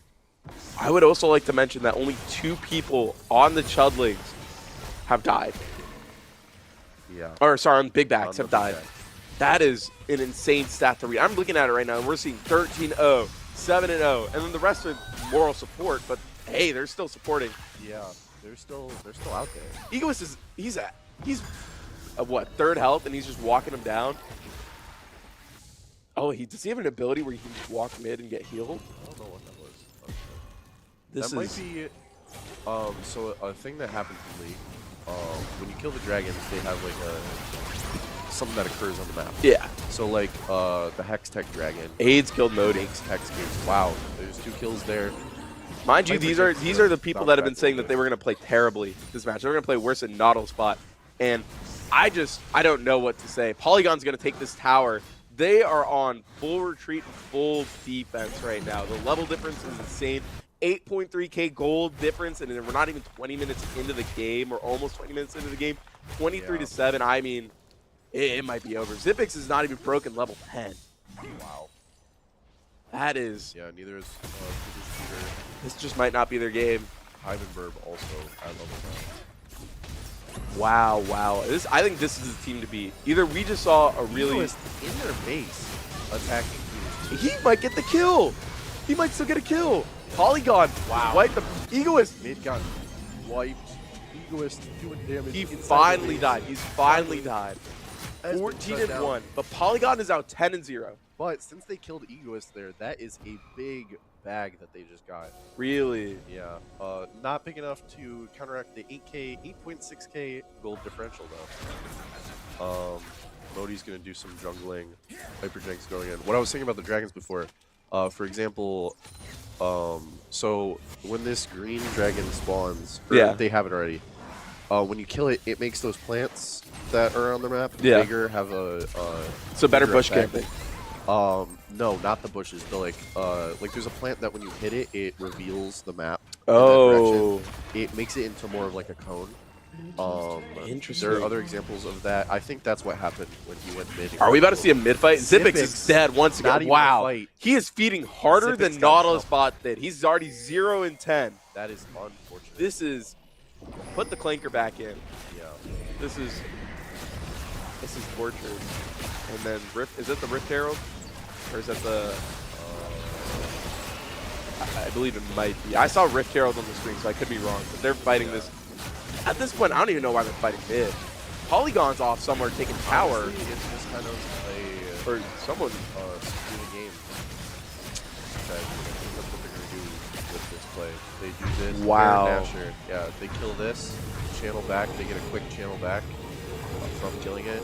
Buy stuff, heal up, and then I think they might be able to end game here if they can just steamroll through. All 4 of them are in mid, and I think honestly, Egoist and Polygon could take them alone. Yeah, level 15 and level 14, and wow, level 16 now. Wow, as he's coming in. This is more gold than we saw last game, by the way. 41 gold around the bots by Egoist. They have that purple aura around them. That is from killing. Egoist is going to emote there as he's walking in. Oh no! Wow, what? Oh, this is bad. He doesn't even care about tower. Missed the Lux ult. Yeah, that you needed to hit that there. It didn't last as long as Lux thought. He's walking in. Oh, dead. Xipix once again first to die. That is unfortunate. Oh, this is Scooter. He's walking him down. Wow. They didn't even take tower yet. They're just in their spot. They're just in there. What? Oh my god. And I was gonna say they have to be careful with towers, but they really don't. They have waves from both lanes there. And mid. Mid's about to come and support as well. This is just that's game. With these respawn timers, I just don't think there's anything they can do here, and that is game. Wow. What a performance. That was we just saw a clinic get put on, but that was something. The big backs just obliterated that game. Yeah, From the very start, Egoists. That was something I think they are probably gonna be the team to beat. Yeah, I don't even, they weren't even the first seed; they were the second seed. So I'm scared how good the first seed is. Wow, Communist China is the first seed. And you know what? I've heard that Communist China is a force to be reckoned with. Really, you have heard that? Yeah. Have you? Yeah. Yeah. I've heard from the graphic that Communist China. Oh, I just kind of keep up with the news. Oh, yeah. That is interesting. But like we're seeing, we. This was just a slaughter. I mean, this was completely different than beforehand. And there wasn't much that they could do. Maybe if they tried to join up together on Egoist, but even that didn't work. They too little too late in the game. Too little too late. Exactly. He was 1v3ing, 1v2ing. And even if there was the slight chance of him dying, Polygon was there, teleporting across map, securing the kills, stunning them, near sighting them, This making them flee. An Egoist, even with a stun alone, he did a chunk of their health just with the stun. this was That's this crazy. was a clinic. This is a clinic, and Yeah. this is I think more of a testament to what we're going to see for future games as we see these higher quality teams that come out and play, and we're just going to see top tier Yeah. league gameplay. Yeah. While okay, we see the bracket here. Big backs against the Shellings. The big backs took it as we just saw. We're gonna see Communist China versus Team P Slurp. I think Communist China's winning that. P Slurp didn't look that impressive from what we just seen compared to those two teams. Comparing both of the games, the big backs just Yeah. had a runway from the start. Yeah, especially with how long it took for Team P Slip to take care of Nautilus bot. I'm not looking forward to that. I think we're gonna see the Chudlings perchance in third place, and we're just gonna see Communist China and the big backs and fighting for first. Yeah. And that will be the game to watch. Oh yeah. Yeah. Communist China going up against big backs. That is going to be just two forces to be Yeah, reckoned with yeah. against each other. But I would like to say thank you for everybody checking Thank in. you. I don't know if we're taking the lunch break now or maybe after round 3, but for round 3, definitely stay tuned and watch. Those games are going to be a different level from what we've seen. These are just sort of the feeder games that come into it. Yeah. We saw a bunch of G League games right now. We're about to go see the NBA playoffs. We are going to see the cream of the crop. Exactly. So thank you all for watching. Prime sub. Hype train. Yes. Red Hawks in chat. Yes. But and yeah. Thank you. That's all we got. Thank you for streaming. Stay tuned.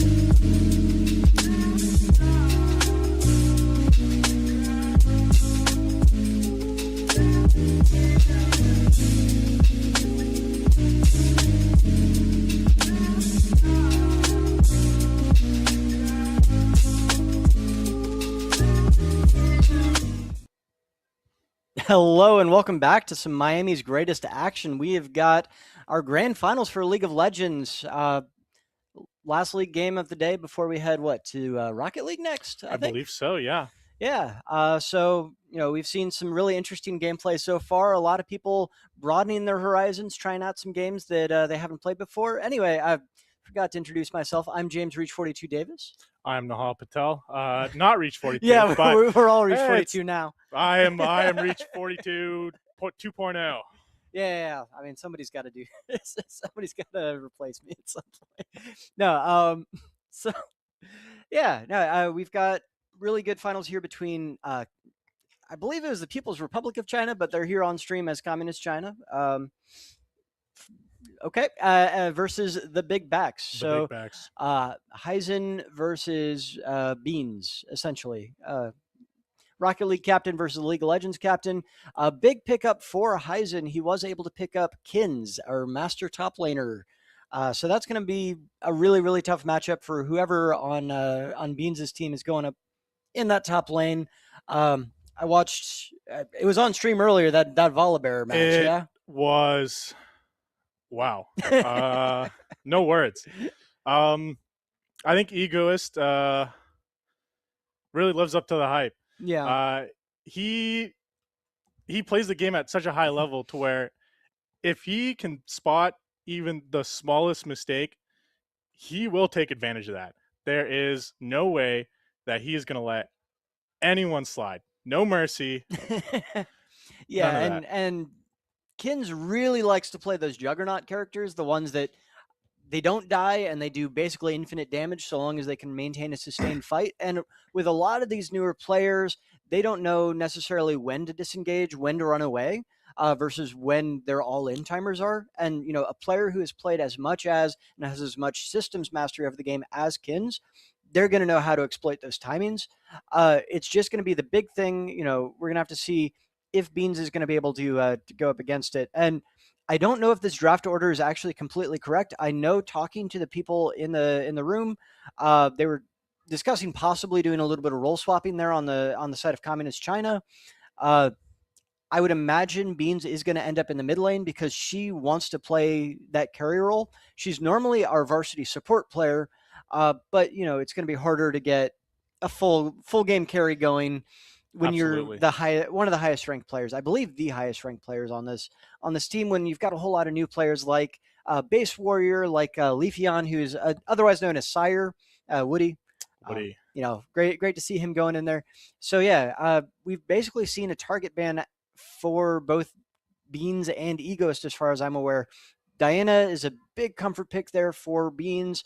The Gwen, the Ambessa, the Olaf, those are all things that Egoist could excel at, but of course he's still got Volibear, he's still got that's a Yuumi first pick. So that's locking into OT's role right there. And Egoist is just gonna blind pick out the Cassante. Or no, Pantheon. Either way, I think he's just picking for himself here. I don't think he's scared of any counter picking. So, like, the thing about both Cassante and Pantheon is in the early game, if they get that first, second pick, they just take over the lobby.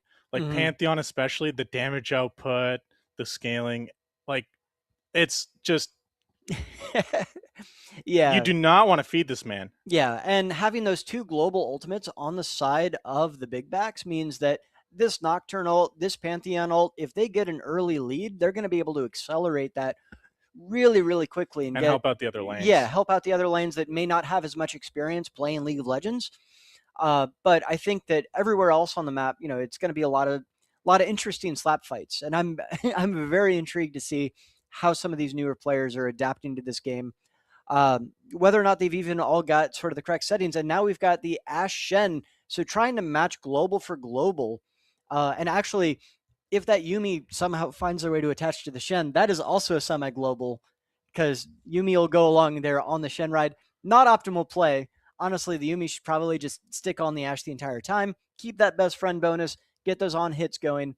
But there's a lot of assumptions there. Lux ban coming through. I generally like MF. I think she's a good comfort character there for the AD carry role. If she gets a bit ahead, she can do a ton of damage. And you've got the CC lockup of the Pantheon and the Nocturne. If they can get a fear going, MF can just bullet rain on it and just cause a lot of destruction. Interesting, we're seeing the Sona ban come through. I know that. I mean, I don't know what they're afraid of.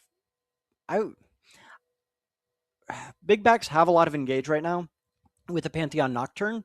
So I think going after Enchanters is probably fairly reasonable. Enchanters are a little bit easier to play, a little bit safer to play, and you also get really good value just sort of being around people like Egoist in a mid to late game team fight. Now we're seeing the Ornn ban as well, so they're not respecting that could be Shen top. They both teams hovered the Lux ban before the big backs finally got rid of it. So hard to see exactly where. I mean, mid lane is very, very contested right now. Red support for Hyben is very, very contested. That's an Annie ban. I mean, Sona, Annie are both fairly easy characters to play. So, like, I get where those are coming from. I think the main way they're going about this is mostly just to set up Beans. Mm-hmm. The if you look at the ban order for the big backs, Diana, Silas, Nefiri, Lux, like.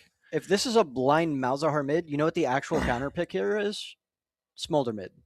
Because every time he spawns Voidlings, that's 3 free Smolder stacks. Yeah. He literally does not have the Voidling ability. That's a crazy blind pick. I don't think that Beans is going to go for the tech. I don't think so. If she is playing, because she likes to play the engage AP type of characters, right, or like assassins. So, I think playing double AD here would be very, very bold. I like the Cho'Gath well enough. So I guess that's indicating that, Cho'Gath and Shen are both a little bit flexible, top and jungle. Yeah. Honestly, me seeing a Malzahar in there, though, like, my first thing is, even though we're a little bit lacking in AP damage at the moment, I would just slam the Smolder right away. I'm expecting the Cho'Gath I was expecting the Cho'Gath to be played in jungle, but I don't know anymore. Yeah, no, that is a Master Yi. Cho'Gath mid, possibly for Beans. That I could see that. I could see that working.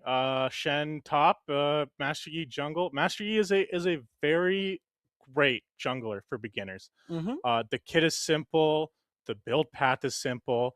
You're building on hit. You're just building like as much damage per auto attack as you can. Yeah. He has a lot of sustain with his W. He has a getaway ability with his Q if he uses it correctly, and an engage as well with that Q. Yeah. I think I think Yi loses some of the very, very early game fights against Nocturne because of the fear in that one-on-one. And actually, if you like just ult on him, you run away really, really quickly. However, I think once Yi starts hitting those item breakpoints where he can start one-shotting things, that could be really, really dangerous for Nocturne. So I think the big game plan here for the big backs is to try to win basically around the 20-minute mark, maybe the 25-minute mark. They want to close this out as soon as possible. Yeah, and I actually really like that synergy with the MF Seraphine.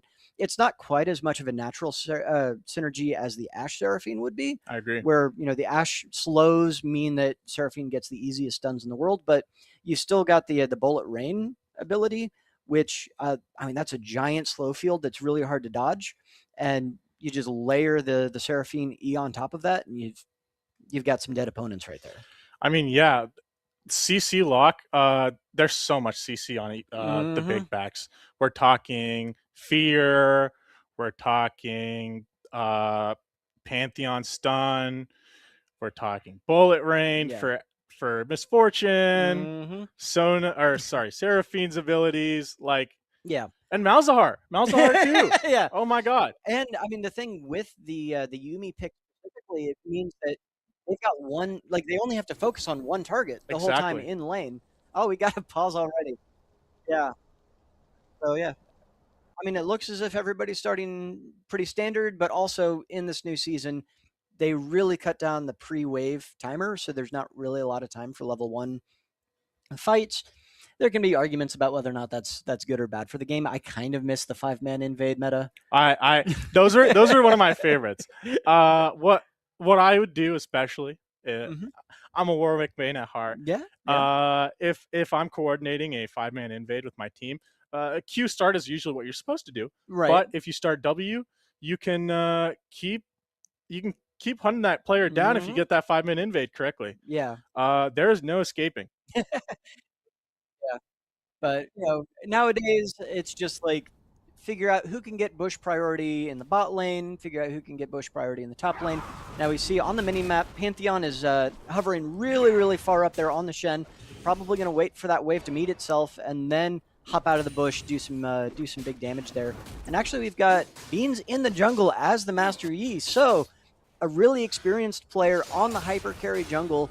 Gonna have to see if the Shen, Cho'Gath, and Yuumi are all going to be sort of enough support to make sure that happens. And the good news about Ashe is, so long as you can occasionally hit an Ashe arrow, and that thing's on a really low cooldown, you can create a lot of value and engage opportunities for your team by and large. So actually, I think the Yi really could work out there for the People's Republic of China. But it's going to really be up to, Egoist, really, I think. I think we're seeing some standard stuff so far. Egoist did get the level advantage there in the top lane, chunked down the Shen a little bit. He is not giving any space. And Banana Hala also getting chunked down pretty low already by Base Warrior. I believe Base Warrior was also one of the newer players that we've got here. This wasn't streamed, but when they played, oh my god. Flashes out. Yep. He's pushing the wave into the turret. This is good. This is good for the People's Republic of China. For sure. And we're getting some cues there for the Yuumi. We're hitting some skill shots. That's good to see. Kins is invading Jen's jungle and gets in there. Flashes. We've got the Ignite out already. We've got Conqueror stacked there on Egoist. Beans is trying to retreat to the Shen, see if we can get a taunt. But no, that is going to be first blood there for Kins's Pantheon, and that's a good way to start the game for Kins. Well, I mean, he pushed Shen under turret. He knew he couldn't kill Shen, but he also knew Shen really couldn't do very much since the wave was pushed in. The next logical thing to look for is just any sort of pick you can get. Yeah, and that's a really aggressive dash in there from the Shen. Gets the Q through, which means that he's doing more of the percentage health damage, and actually he's got him a slight health advantage at the moment as our camera jumps back and forth really quick. And gotta love League of Legends director cam. And Polygon is looking for a gank here. We've got a whole lot of skill shots hitting onto Woody. He flashes away, gets exhausted just for safety there from overthinking. And that bot lane is staying safe so far. They've got a very slight gold lead at the moment. I think the tempo of this game really is going to be completely decided by when Kins is going to be able to find that back timer, is going to find that first half-completed item, and is going to start sort of pushing this advantage. Now, Adam's not doing too bad there on those trades in the top side, but just not getting that first blood means that he's just naturally going to be behind in gold. But Kins needs to find a back timer ASAP, and Beans is hovering for the dive. We're going to have to see if this is going to happen. Luckily, Polygon, luckily for right Egos, yeah, behind. Polygon is right behind. So if this turns into a 2v2, Kins is so low on resources that it may end up biting him in the back. But okay, we've got a big taunt there onto Polygon, uses the spell shield. We've got Master Yi coming in here looking for a double kill if possible. Ego is really low on health, Polygon really low, but they managed to They're not escape able to to the finish it turret off. so far. But I think that if you are China here, you still need to push that wave in. See if you can, make sure that at the very least Egoist loses this wave. Okay, oh my goodness, the taunt goes through, Are but they barely able to misses. Get the pick. Yeah, Unfortunately not. there's no range. There's no range. So, how are you feeling about this one so far? Honestly, this is not one-sided. Yeah. I think a lot of people going into this thought it was going to be one-sided, big backs winning it all. But I do like to see what the communists, the People's Republic of China can do. Yeah. And of course, so there's a big first item pickup there. We've got the full hammer there for you. I mean, it's not the biggest thing, but it's a good component. I agree. The phage for Egoist. It is the phage, right? Yeah, the phage is correct. Essentially, what that item does is every single time you auto attack somebody, it gives you a slight movement speed buff. Oh, Base Warrior going for more trades there onto the Malzahar, eating a little bit of tower aggro. Luckily, he gets a little. I mean, one of the other advantages of Cho'Gath in this matchup also is he's got a lot of health, so ulting him. Malzahar ult does do percentage health damage, but it's going to take a lot longer. Oh my goodness, and you get the silence. That was a great buffer there on the silence there for the Cho'Gath, and then he eats the Malzahar. So, we've got the flash there from Polygon, is going to be able to clean up the kill there, keep the mid lane relatively even as far as deaths go, but that's a giant play there from Base Warrior, buffering the Cho'Gath silence, getting the eat there on the Malzahar. And the other thing is, every time he kills one of the Mal's minions, he's going to get some health and mana back. I agree. So that helps his sustain a lot. It allows him to stay in lane longer and possibly force out more summoner spells, possibly even, push the turret in and roam. Yeah. And now we've got a pretty big timer here where Egoist has his ult. I mean, he's going to try to chunk this Shen down as much as possible. A Shen with low health doesn't have a lot of mobility on the map, because when you ult in as a Shen, you come in with whatever health you got, and if you airdrop in with 50 health, like, you're just a free kill for the enemies there.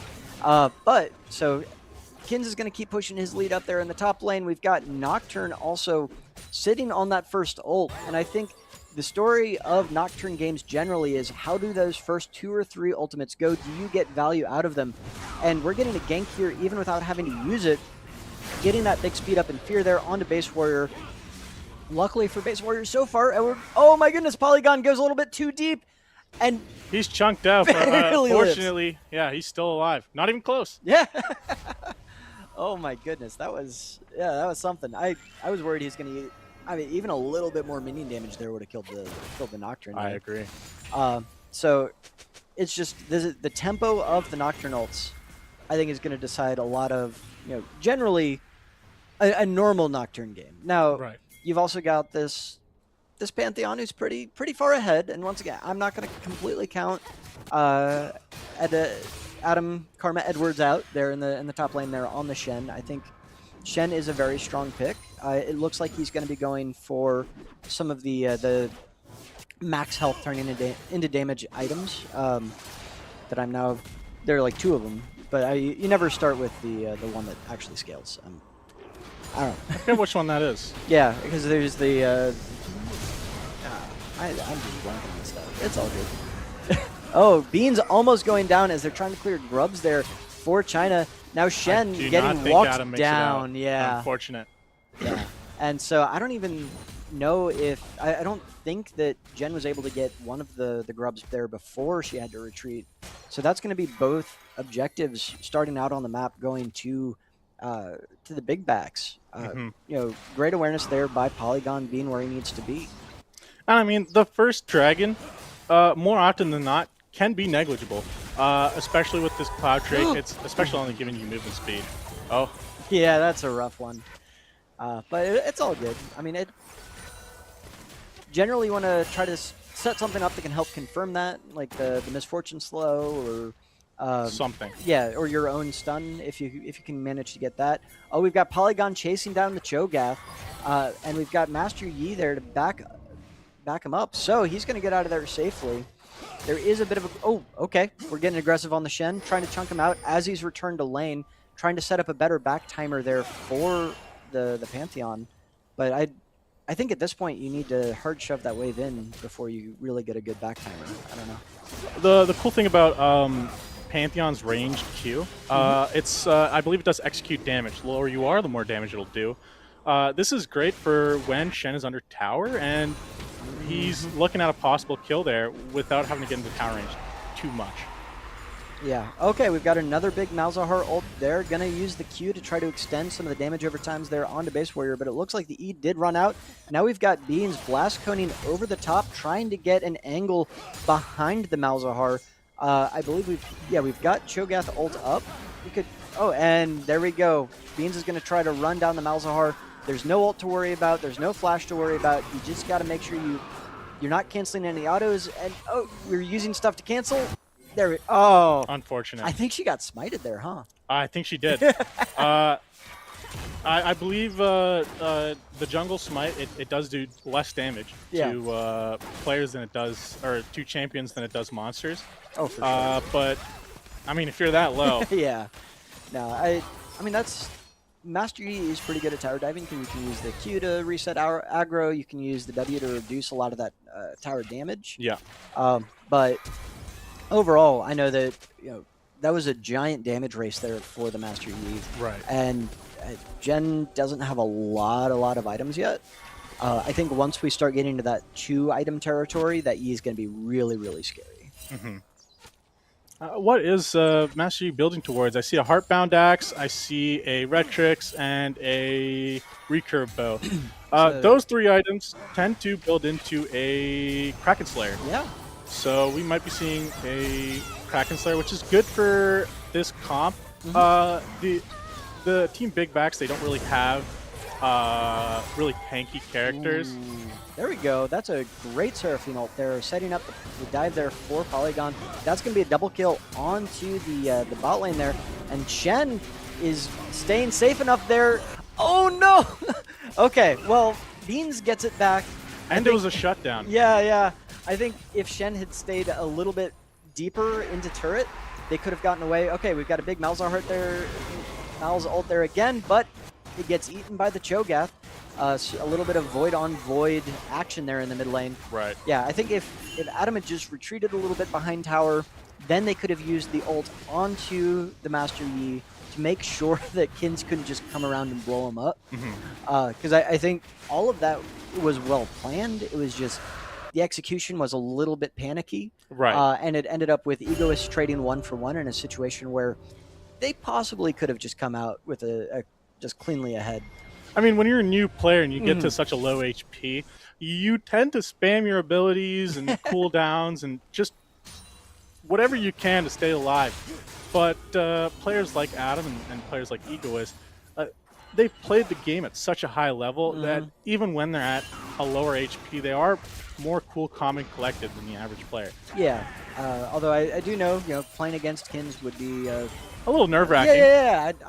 I'd be intimidated. I mean, hey, we all saw what he did on Volleyball, right? Yeah. We do not want to feed this guy. Yeah, and the fact that they managed to get a death on him is pretty impressive. Now this early. Yeah, they may be able to just get the turret here.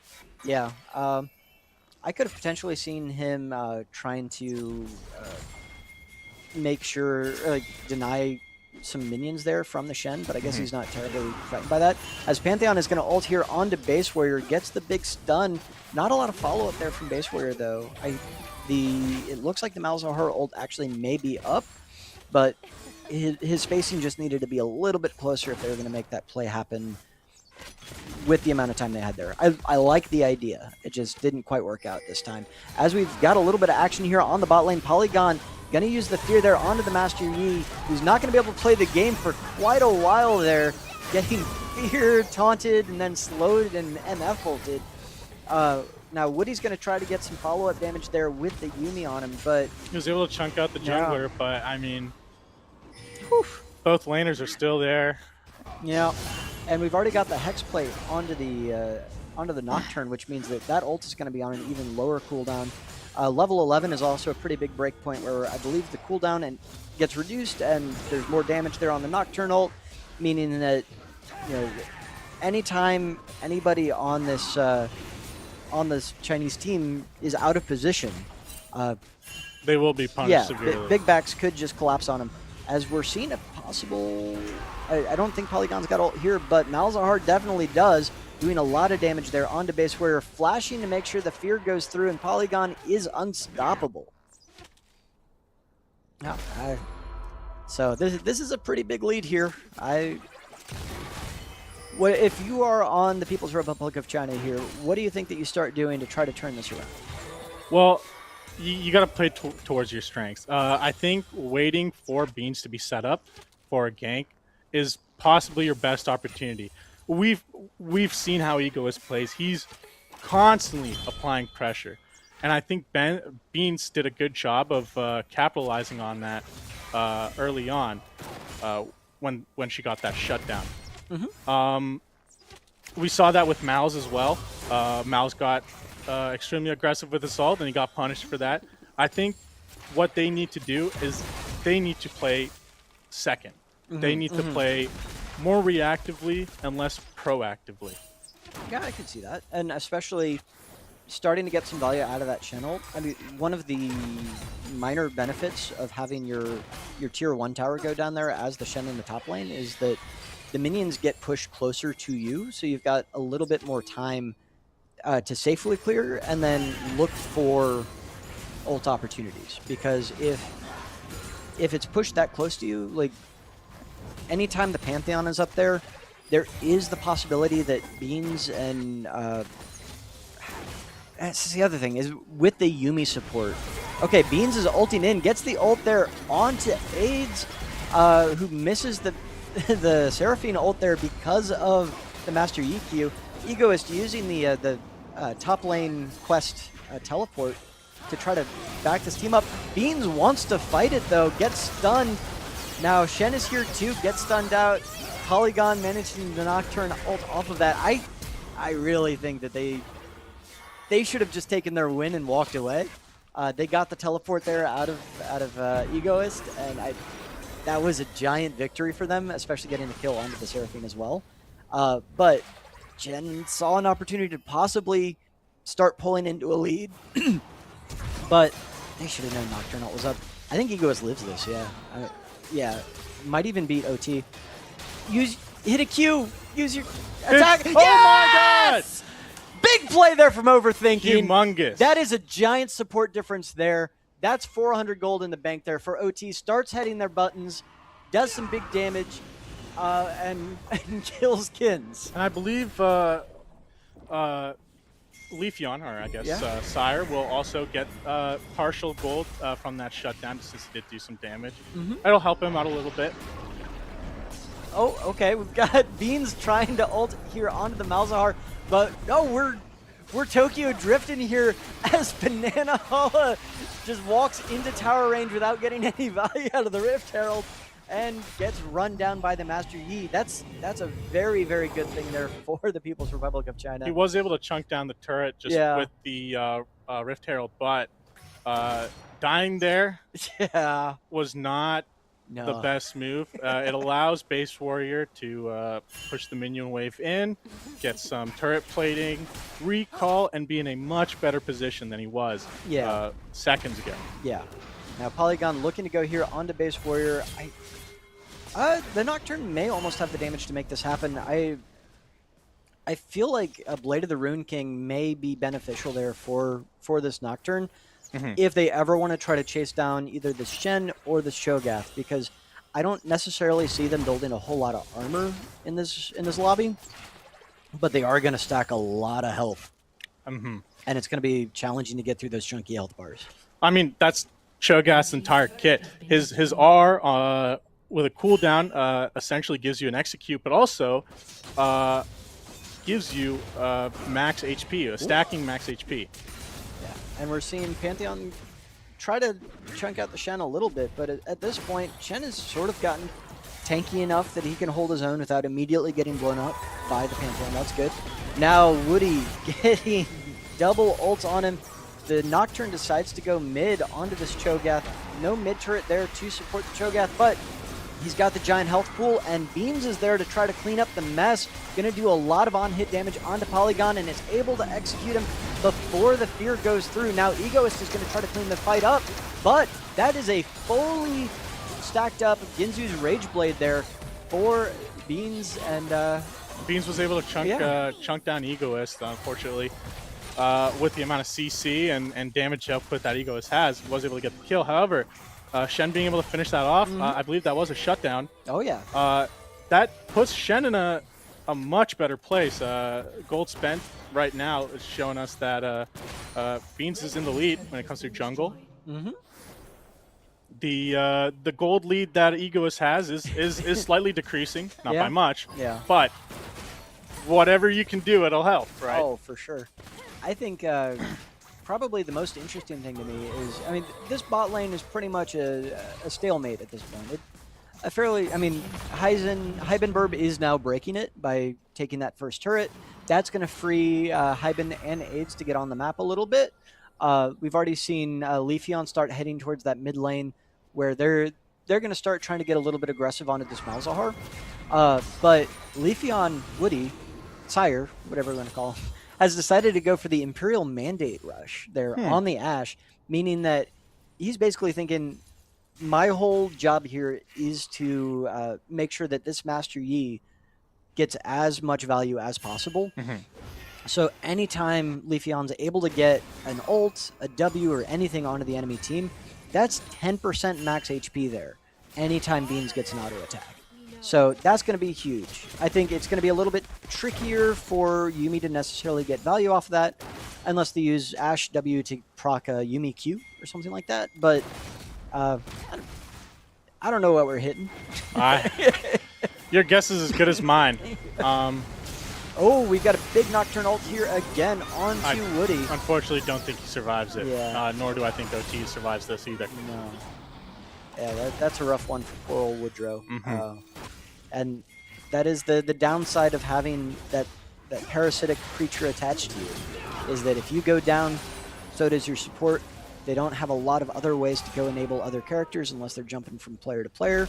But the way Yuumi is currently structured, you're really disincentivized to actually engage with anybody other than your primary character. And now they're trying to set up a dive here onto the Shen. It's going to be possibly tricky.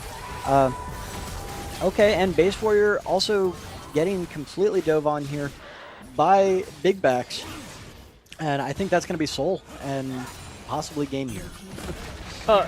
The People's Republic of China does have to realize that they are down 2 players. Being in a position where Base Warrior is, he has to recognize that they will punish him. This is a team that does not show mercy. Yeah, I mean, that's certainly true. And I mean, even though Base Warrior did a really good job early game of getting ahead of this Malzahar, of using that buffer W was really impressive, using the silence to cancel the Malzahar ult. I'm going to say it was intentional. It could very well be. Yeah, but unfortunately, just one of the things about Malzahar is that he's got this giant point and click CC ability on him. As long as he doesn't cancel that ult, he's going to get giant value out of it. And with Egoist and Polygon sitting there, they can come from anywhere and immediately just tear through somebody's health bar. And that's Soul right there. Yeah, that's going to make it a lot harder to play here. Egoist, up a little bit further than he maybe should be, but also not a lot of follow-up there. I mean, it's what we got. Okay, the Yuumi has attached 2 beans, so we're completely all in now on this funnel bean strategy. Well, I mean, if we look at it, we're already on 3rd item for beans. Yeah, I don't think Adam survives this, unfortunately. It's just too much CC. Yeah. And yeah, right after getting sold, they immediately set up for Baron. The People's Republic of China can't really do anything against that. They were able to chunk some damage on the top turret, and it looks like Leafeon along with Yuumi are hitting bot turret along with Beans. Yeah. Try to get a little bit of that comeback gold there from the objective bounties. Right. But at this point, it may just be a little bit too late. We're just going to have to see if the big backs can coordinate a game-winning push here, or, you know, if they're going to get taken down from all of the split pushing. I mean, Polygon does have ult again with that Hex Plate reduced cooldown. So if Base Warrior stays too far up there in that bot lane, they could pretty quickly find themselves dying. But that Rod of Ages is getting further ahead. We've now got a completed Heartsteel on Base Warrior, so he is encouraged to do a little bit of scrapping, but I think anytime that he's going to be interacting with either Pantheon or Nocturne, it's probably going to be both of them, and it's probably just going to be him getting run down and killed. The later the game goes, the more powerful Cho'Gath becomes. Oh, for sure. Can scale infinitely, not only with these items he's chosen. I mean, Rod of Ages only scales up to a certain point, but Heartsteel, that's as many times as you can proc that, right? On top of his Cho'Gath R, it allows him to stay in these fights and frontline for his team for a more sustained fight.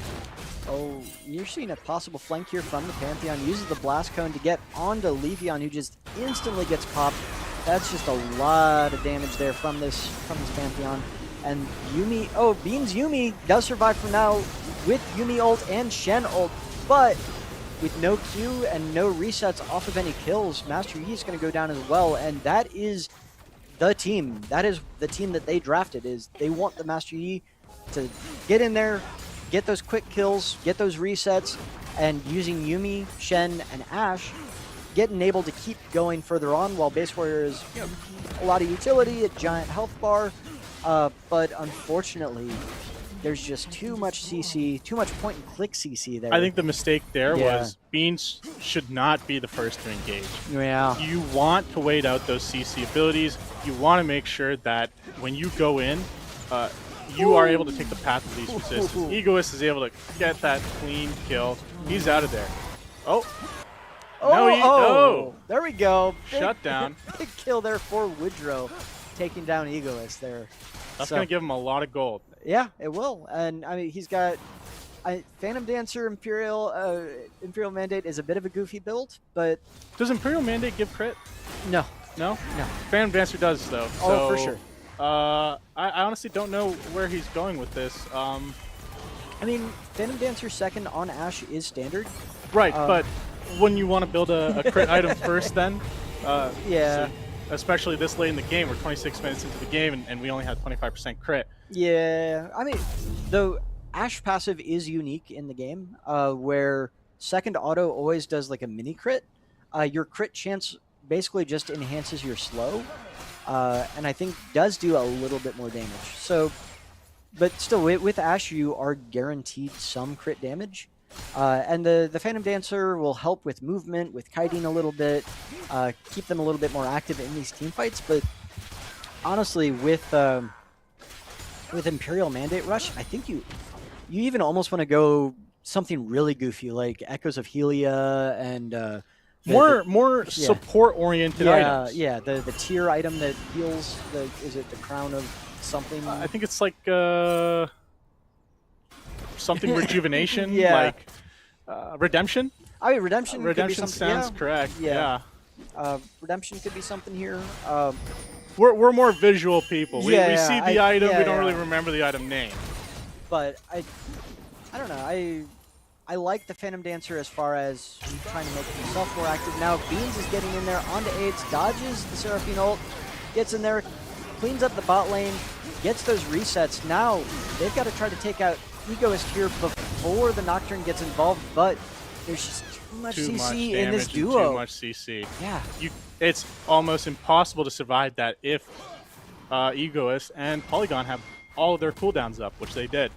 Yeah, I'm always a little bit worried about this Nocturne matchup for Master Yi because I believe that the Fear Tether stays on you even when you are in your Wuju strike, in your Q. So even when you're untargetable, that cooldown is still ticking, and as Master Yi, you want to go in and stay going in. Nocturne loves that because if you keep interacting with him at close range, he'll fear you, he'll run you down, and he'll just kill you. And now it's a big taunt there onto Nocturne. He's still taking tower aggro. Does get the Guardian Angel down. That's nice. But that's going to be the Nexus towers there for the big backs. Another big Nocturne ult there. Just going to try to close out the game by killing Woody once again. Going to kill the Yuumi once again. We've got a big Malzahar ult there onto the Master Yi, who there's no cleanse, no QSS, no way of getting out of that, and that's a pretty decisive 30-minute win there for the big backs. You might have wanted to see that go a little bit quicker, but for a team that had a whole bunch of people learning the game, they did well. Yeah, they did great. They did great. I do want to point out a part of this new season. Every lane gets their own sort of challenge.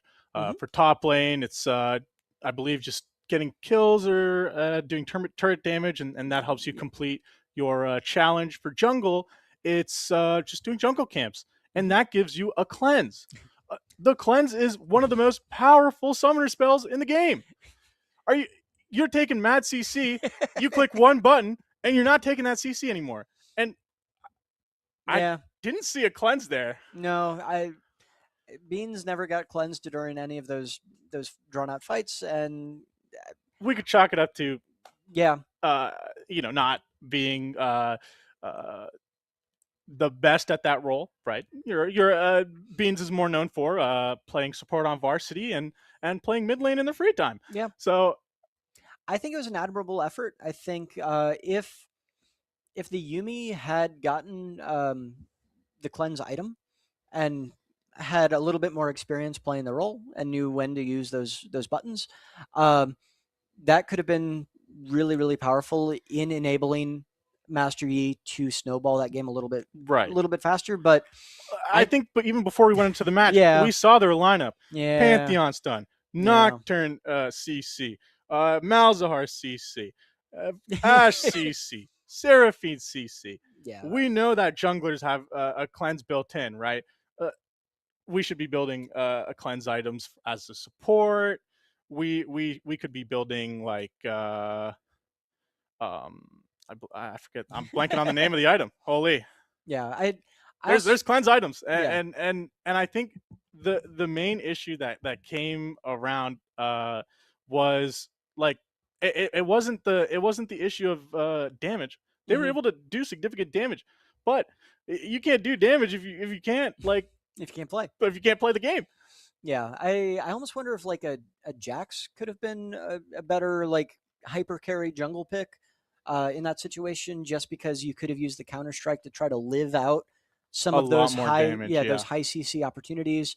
I'm trying to think like those are the only ones that like are get in there and interact. Otherwise, I think maybe like a Karthus or an Evelyn or I don't know. There were options. There were definitely options. I mean, I can see Master Yi being a comfort pick for Beans. I mean, Master Yi is played so often in jungle, like especially in the lower ranks. I love playing Master Yi. Yeah. But Warwick Man at heart, so it's very rarely where I will play Master Yi. Yeah. But I do think that the Master Yi pick wasn't bad. Yeah. I don't think that any of the picks for the Communist, the People's Republic of China was bad. Yeah. I think just mainly it was their build pathing for some of them, and I just think it was overall the way they engaged fights. Right. I said earlier on that they should act more. They should be more reactive rather than proactive. Yeah. And that goes back to Jen, where you should be reacting to those plays and not being proactive at those plays, because you will get CC'd. And you'll have the Pantheon jump on you. You have the Nocturne jump on you. And you will keel over and die. Yeah. But anyway, good performance altogether for both of these teams making it to the grand finals. That's going to be big point pickups for both of these teams, because this is a 6-game event, 5-game event. I believe so. Yeah. Yeah. And so League of Legends was just the first game. Next up, we've got Rocket League, and then I believe the one after that is going to be Smash Bros. Yes. So and then tomorrow we have Overwatch and Rocket League. Valorant. Valorant. Overwatch and Valorant. The two big FPS games, and the mystery game. Yeah. So we're gonna have to see how all that goes. But congratulations to both of these teams for making it to the finals. Really, really strong start there for Heibenberg's team.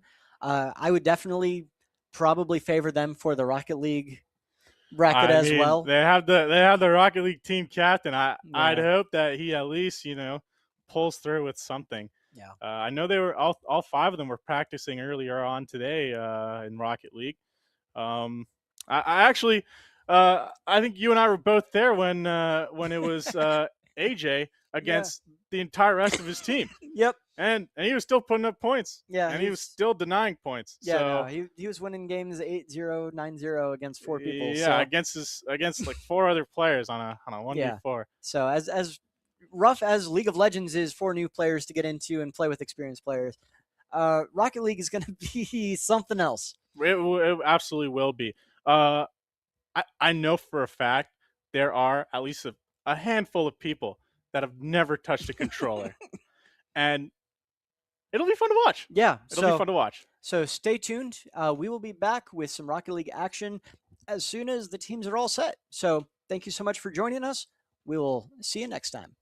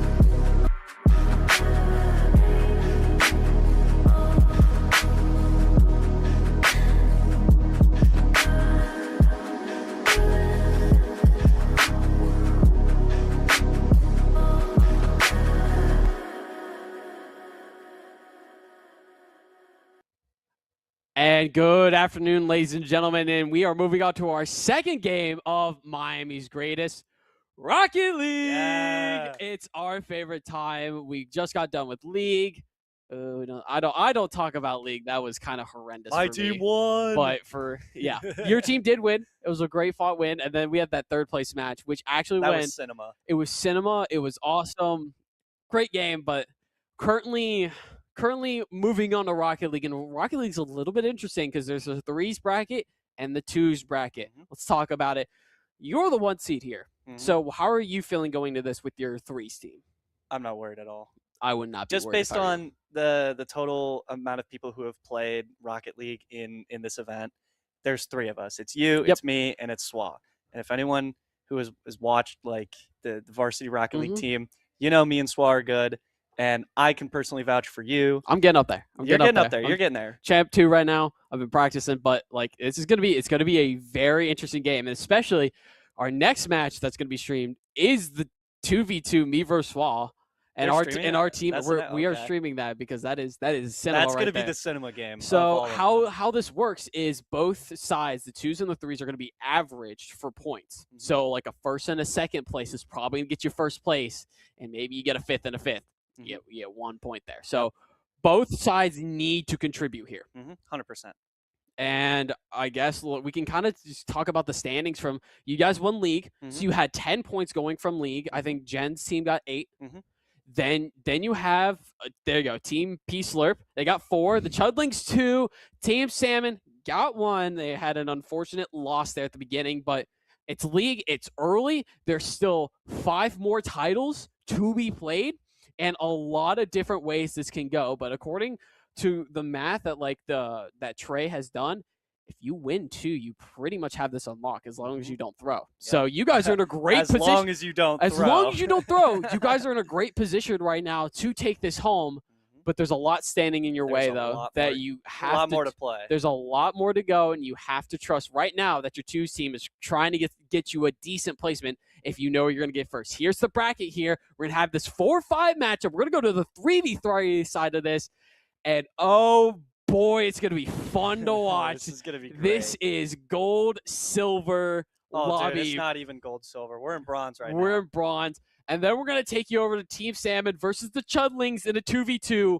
And then we'll probably go to the 3v3 again for the Big Backs taking on either the 2-3. And we'll have that 3rd place matchup as it goes along. But still, both sides of the team need to contribute here. Maybe even a second could get you first place here. Like, you have to place high. You really want to get to that grand finals. And especially for Team Salmon and the Chudlings, getting to that finals is probably going to get you the win here.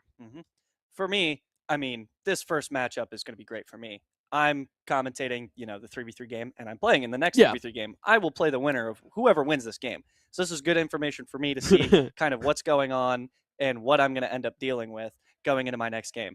But unfortunately, I am playing while you guys are playing your 2v2 match, and that makes me sad because I really wanted to watch that game. Yeah, it's going to be very interesting because what I've heard is Swa is taking Azon, who is like the least experienced in Rocket League. And then it's me and Modi, Simon, who are both decent at Rocket League. So it's going to be what team comp's going to work better and who honestly works better as a team. Is it going to be a solo man with a demo man, or is this just be 2 teammates maybe passing, finding some shots? But we'll see that next match, and I'm excited for it. I really am excited to kind of show off some skill, maybe even play against you guys. We're going to 2s actually. 2v2 double. 2s bracket here. It's the same bracket. Ball teams are placed the same, but like eventually this is going to look different. Yeah. Team P Slurp looking Communist China.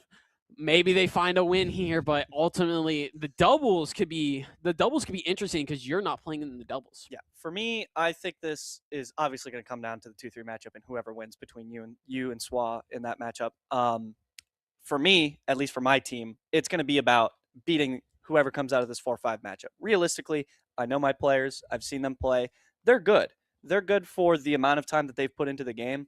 I mean, these 2 can beat pretty much anyone who's just picked up the game for the first time. But realistically, they're not going to beat you or Swa, who have hundreds of hours in this game. So I think my pep talk going into this to them is going to be win your game, and we'll go into, just get your second place done and over with. I think you get second and I get my first. It should be enough points to take Rocket League. And also, you can kind of test to this. Like, we're gonna show people that what the skill ceiling is in Rocket League. 100%. You kind of get clowned on a bit for the Rocket League. Not but just me, the whole team. The whole team does, but there's such a big skill difference, even between Grand Champ to SSL, and then SSL to pros. There is big skill diff there.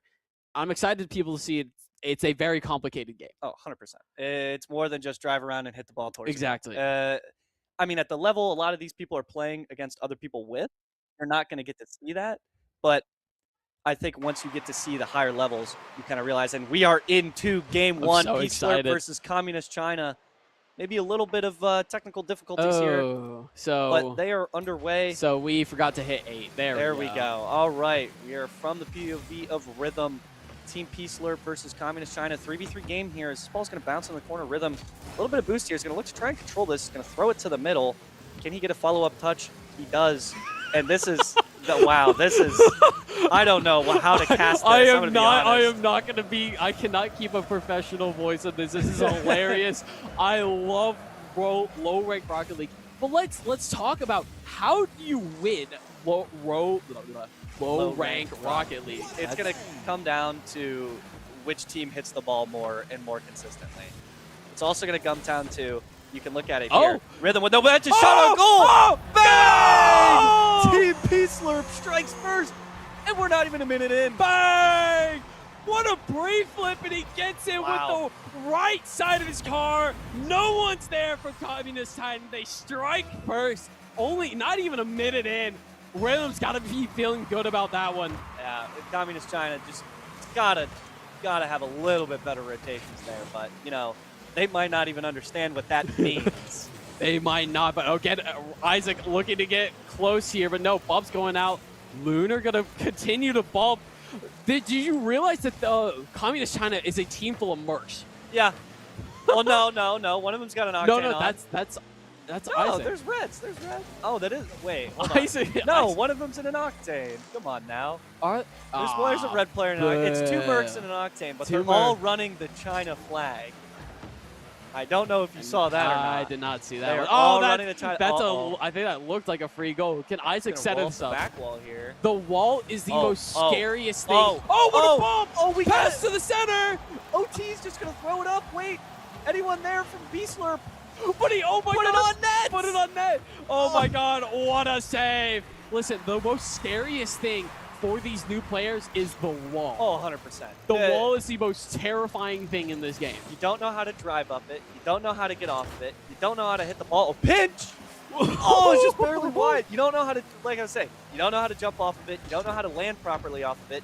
You don't know how to use it to gain momentum like you do up in the high ranks. But, I mean, at this point, this is more of just a watch party than it is commentary, because this is just fantastic. Lunar can center this. Potential. What a great bump. OT with the great bump there to also clear ball. Tries to go up the wall. Son, the 6. Shot over 1. Not going to get there. Rhythm's going to take it into the corner, though. He's going to collect boost. He's going to...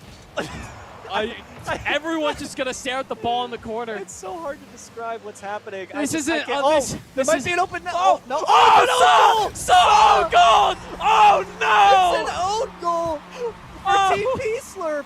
Oh, This touch looks very promising. And I was like, okay, maybe Communist China will get a touch. No, Stuck goes. Dude, great pass. Goes. I don't want to play this game anymore. What a pass. Great shot by Swa, but it's all... Swa. So, but it's... Oh! That's it! And a kick off goal! I don't know what I'm watching, but I want to watch more. Oh, Just Isaac flips the wrong way. Unlucky. And DJ with a basic touch. Not just DJ Mao Zedong. DJ Mao Zedong. Wow. Rips it in 2-1 here. It's not a bad kickoff there, actually. They're just they can't like flip and then flip again. So their strategy is to just flip and throw yourself into the ball. Just go fast and then So with the possible dribble. It's open. No way he misses that. Okay. Right. Almost. It was so close. But good placement there. Bottom right, he gets it. Gets the goal back for his team. We're tied at 2. I mean, he makes up for his mistake earlier when he shot the ball on his own Oh, net. we're going to see a lot of that today. It's going to be awesome. A lot of these players rocking the default stuff. Oh, my goodness. Nobody challenged him, and it's marked down and in. Bang. You'll hear the little tink on the replay here just off the bar. You have to know kickoffs. Wait, ready? Are a tink, tink. Kickoffs are a basic thing you learn instantly on Rocket League. Left always goes. You cannot be letting free goals like that. I was talking to my team about this. It's like the teams that give up the least amount of free goals are going to win the tournament. 100%. Yeah. You cannot be giving up free goals by overcommitting or just bad play and you're hitting it into your own net. Is DJ Mao Zedong Gen? I think that's who that is. I think that's Gen. Yeah. I would think make sense. Faking, a lot of faking, more faking. Okay, now we're unfaking. Oh, and good now challenge. Double Overthinking, looking for an aerial here, maybe. That's in front of that. It's free. We're gonna miss. We're gonna miss again. Backflip. Oh my gosh. Miss. Good bump. Oh my goodness. Like at the high level, Got the boost OT. at like even the platinum level, those are shots you need to hammer in. Plats are scoring that aerial. At the bronze level, you know, it's scary for everyone. Oh yeah, 100%. Oh, this ball's gonna pop to the middle. Good touch from Isaac to kind of just prevent that from getting anything dangerous, anything going. He's trying a big, powerful touch from Slurp right now is really good at just booming the ball. Oh yeah, and I think that'll take them far. Take them until they play me. Yeah, unfortunately. But I mean, for getting placements here, this is what you want to see. 100%. Oh, we're supersonic. Wow. I like that. That might be the first set of supersonic. Uh-oh. Oh, good bump. Through the bump. He's just bigger. He's just bigger. He's stronger. But like on 2 wheels here. Look at this. He ate 2 bumps. He ate 2 bumps. Are you kidding me? Slots it in. It's 4-2, and I unfortunately think this one is over for Communist China. Can we even use slot in that sense? There's no keeper, and it went right down the middle. For them, that's a slot. True. For Fair them, enough. that's a slot. It wasn't on the ground. It was in the air, so we'll give it Isaac slams it in. That's his second free flip goal of the game, by the way. Bang! He's very well establishing himself as the MVP of this team. Also, for everyone watching, there was a sub backflip on that play. I know I will not be letting that go. The backflip of doom and despair. Yep. I know everyone does it once in a while, but Isaac with the shot. Deflection, OT. Good. Smart to stay back. 9 boost now. Could have Look followed at that Lunar. play up. Look at Lunar. Oh my God. Getting Lunar. so aggressive. They gotta practice that. They want to have any chance of getting even remotely close to me. You gotta practice those bumps. You Lunar, have to practice those bumps. He's figured out how to get supersonic. 5 seconds left. But no, down 3. This game is over. This game is over. P-Slurp, the 4 seed, if I am correct, I think so, yes, is going to winner China. So let's talk about this. Let's talk about Communist China. They did not look good. They had 1 goal. Yeah, that was theirs. Yeah, the other one. Technically, P-Slurp scored an extra goal for them. They need to learn how to hit the ball. 100%.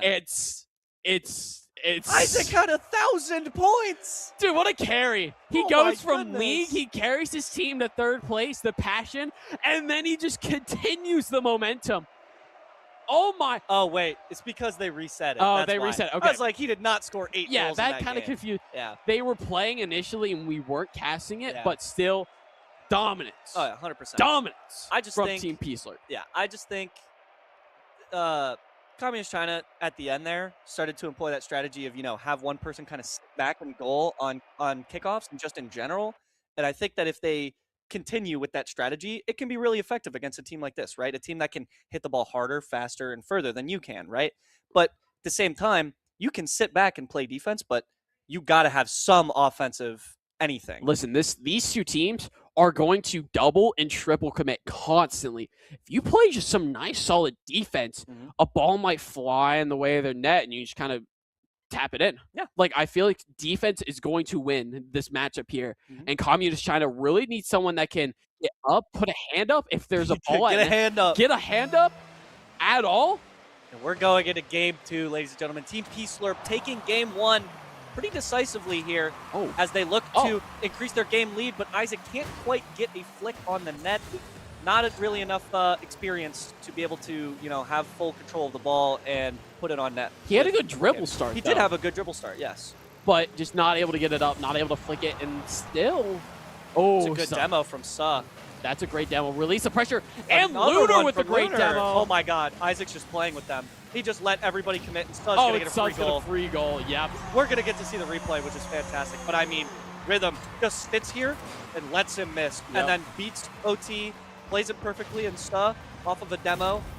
Jen Nails not it. quite back, and Nails Suh, it. it's a wide open net. This He should team's hit found their comp. Have 100%. Isaac and Suh just play the ball. Let Lunar go. Let Lunar go have some fun. Lunar go kill. Lunar basically. go kill. Yeah. You saw him fly across Make the a bottom. boom. There he he is. is. There he is. Oh my goodness. Oh, Lunar. but there's a balls in front of net. Oh. He's got a great bump right there by Lunar to get him out to clear the ball here. But really, Communist China needs to stop overcommitting, and they need to learn how to hit the ball hard. So it's there like we go. Suh and Rhythm have it right now. Oh yeah, They 100%. can kind of get some And good Lunar's got contact. another in. demo. He's going for the demo, man. He's gonna have a demo. He's gonna have an executioner by the end of this game. Mark my words. Like this team is looking good with the rotates. You gotta get a bump there. Lunar still gets his. But why is Isaac not hitting the ball? Isaac, it's wide open. Turn, hit behind it. Turn the car. There's a little corner there that you can just hit the ball into. Yeah. I mean, Jen with a valiant effort, 50-50s, two different opponents to try and make a great save and just can't quite get there. This ball's going to pop over the wall in the air. Very dangerous. But Suh's going to get And there it a is. decent touch. And, already. Dude, we've played a minute and a half, and he's got an executioner already. I'm scared. That's a I'm great quaking demo in my by boots. Adam, though. Oh, 100%. To get rid of Rhythm, to get rid of the pressure. Oh my god, Lunar got another one. But Rhythm shot! Rhythm scores! Oh my goodness, what a placement. Was this a pinch? This might have been a pinch. As our producer It's just not a said, pinch. this is Rocket League! Good. Not quite a pinch there, but maybe a little bit of extra momentum carry. I'm picking up the game. Suh and Isaac are carrying. They are looking like competent, at least silvers. Oh, yeah. Boom! Dude, Lunar You just can going see ham. Lunar coming from a mile away, and he going still ham. gets the demos. He's going ham. He's hard to paint right now. Rhythm. Boom! Oh, my God! Gets one. Oh, Got to finish it. Suh's gonna steal it. Suh, let the man have his clip. Devious. Great Lunar demo. opens it up. I can't even call that a fake. They're just not The there first on the one ball. was. No, the first one he just turned right for some reason. Yeah, and he took the ball with him. No, the defender just turned right, not okay. turn left. Yeah, I got you. Oh, what a pinch. No. That's straight down. So we get up for it. Oh, yeah, see. Ariel, get up for it. Oh, Good what a clearance clear, from what a OT. clear.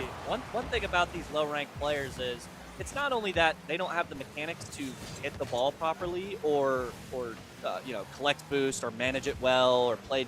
I mean, demos is really an easy thing for players at this level. But if the ball goes flying towards the wall, the corner, the ceiling, Oh, yeah. if it's going off of anything that isn't a predictable surface, they're not reading it. Like- So a play like that, I guarantee you there's not a player in the lobby who knew that ball was going Yeah. straight down. That's something that takes intuition and That's that takes time. hundreds of hours That's to time learn. playing the game. Like, I mean, half the time I can't even read that. yeah, play. no, I still struggle with reads off the wall. Communist China, the ball is right in front of the net guy. Oh, They're- in the air. This is the first Good time ball. we've seen a lot of offensive pressure come from this team, though. Oh, 100%. They're finally starting to figure something out. I also told my team, if you're going to hit the ball, if you're going to hit the ball backwards, no, just don't hit the ball. Just don't hit the ball. Don't hit the ball. Yeah. Right there was a perfect example. DJ Miles Dog just kind of hit it back, and that little bump allowed Isaac to hit it again, and it's. I think Communist China could learn a thing or two about in this game. Oh yeah, and that's one thing that a lot of times at the lower ranks will help you a lot, especially having patience with your teammates. And if you have comms with each other, you're gonna want to talk about who's going and who's going when, right? Yep. You don't want to all commit to the same ball. And if Communist China had a little bit more patience on that last goal, then there's a chance that they get a back post save there, and it's one less goal that they have to try and get exactly. back. I was telling my team, listen, you got to talk, you got to know I told them the basic 3-man rotation. Bang! Adam throws it in though. Wow. A little bit of life coming from this team. Yeah, Rhythm just unfortunate miss. OT sets it up great, and Adam pre-flip goal, BBL goal. Yeah. The pre-flip, he hit it with the back of his car. Yeah. Yep. All right. So like, I don't understand. Sut is playing on this left here, and he wants to go for boost. He tried to go for middle left there, and he's leaving his team wide open to a shot. If we're being honest, boost doesn't matter at this point unless you're going for demos. Yeah. No. I would take someone who can't really use boost and who can. Oh, Lunar, score that. Oh, what a save! There you go. There you go. Still, I mean, get up the wall. He's got a second execution. Oh my God. He's got what? 14? It's 7, right? It's 14. He's I got think 14. so. He's got 15 now. Oh my God. I can't wait to see this end screen. His average speed is going to be like. This is what you have to play like against. 10 faster than anyone else. Oh, that's nasty. That was nasty. That's disrespectful. But like this is the team you're probably playing against. I'm gonna be. Oh yeah. I'm gonna predict it right now. P-Slurp? Yeah. Yes. I'm not scared. I'm gonna be honest. I'm not scared. I think. I think first goal. All you need to do is take it off the wall, reset, reset. I don't know if I could get a triple. You could get a triple. I could try. You could try or start with a double. I'll start with 1. We'll see how much time and space I get. I am playing in 3v3s. You are playing in 3s, but the wall is the walls are your domain. Oh yeah. Do you think we'll see another goal from P-Slurp here to get to the Brazil? I think so. I want to see the Brazil. 28 seconds. I think Isaac's gonna just straight boom this kickoff. He's gonna score off the kickoff for his for the Brazil, for his hat trick for the game, by the way. I think so too. Let's see it. Oh, there it is. There it is. Flat wait, car. that ball. Flat car. Oh my! Lunar got another demo. Oh, my goodness gracious! This is a slaughter. This is a slaughter. And I'm not just talking about the scoreline. I'm also talking about Lunar absolutely cooking people. A little bit of help for Rhythm there. Wait, there it is. There it is. Isaac, get your hat. Isaac, get the hattie. Bang! Isaac. That's actually he had one before. He already had it. Oh, he already did. 4. Oh, okay. Well, oh wow. Great demo. Oh, great demo attempt from Lunar there. I mean, DJ Mazadon just gives up at that point. There's just no Now point. you got to keep the Brazil. You got to keep it. Do not concede. Do not concede. Do not put in your own goal. Like that. Don't do that. No, Isaac, no. Oh, we're good. Okay. That was almost really bad. Isaac has 700 points. And they're just going to let this drop on 0. 2-0. P-Slurp taking it. Lunar was 2 off of 20 dems. I haven't seen that. And, of course, Prod letting us know, but Brazil, 7-1. Thanks, Prod. For those of you who don't know what Brazil is, it's what was Brazil versus Germany. It's a very famous game in the World Cup group stage where Brazil played Germany, or it might have been a knockout round. I can't quite remember, but it was in like the 2014 World Cup, and Brazil played Germany, and Brazil was really excited because they're playing at home, and Germany beat them 7-1. So if you hear the term Brazil, that's what you see. And look, what did I tell you? He's going to have about 10, Lunar's going to have about 10 higher average speed than everyone else on the field because he's driving around for those demos. And there you go. You know what's funny? Between like this level of gameplay and my level of gameplay, the average boost amount stays roughly the same. Yeah, I did that see is not something I would really expect to see. No, but I think they're just using all their boosts at once compared to pros feathering it, getting up in the air. But there are also the pros are the also consumption amount. The consumption amount is equal. You're getting a lot. You're picking up a lot more and using a lot more compared to this level. You're not playing pads. You're not always hitting 100 boosts. But exactly, we are going into what could possibly be the final game of this series. Ooh, that was almost a nice page. It's a good start, but Lunar using his demo skills to maybe apply to the ball. Maybe if you're Team P-Slurp, you just go, Lunar, pretend the ball is another player and try and demo it. Pretend the ball's another player. Oh, as he's going to absolutely but Suz's there. Over his teammates. The rotates are pretty good. I'd like to see Lunar sit back there. Yep. I'd like to see then Rhythm and then Suz follow behind. We can nitpick this all day, brother, we can nitpick this all day. It is not worth it. Oh, Lunar. Wait, Lunar across. Gonna look for the pass. Ooh, can't quite get it across, but Lunar's gonna get his first demo of this game. Do you think he's gonna top his 18 from last game? I don't think he gets more here. I think he goes. I think it's more for the ball. It's like 12. Good. Ooh, good. Unfortunate miss there, but works out as a good demo. OT can't quite get there. This ball's going to bounce up. Isaac, wide open net. Can't quite get to it. Oh, OT, what a save! What a save! What is going on? Communist trying to shot the ball in their own net, and it comes off of the back of OT's car and somehow stays out.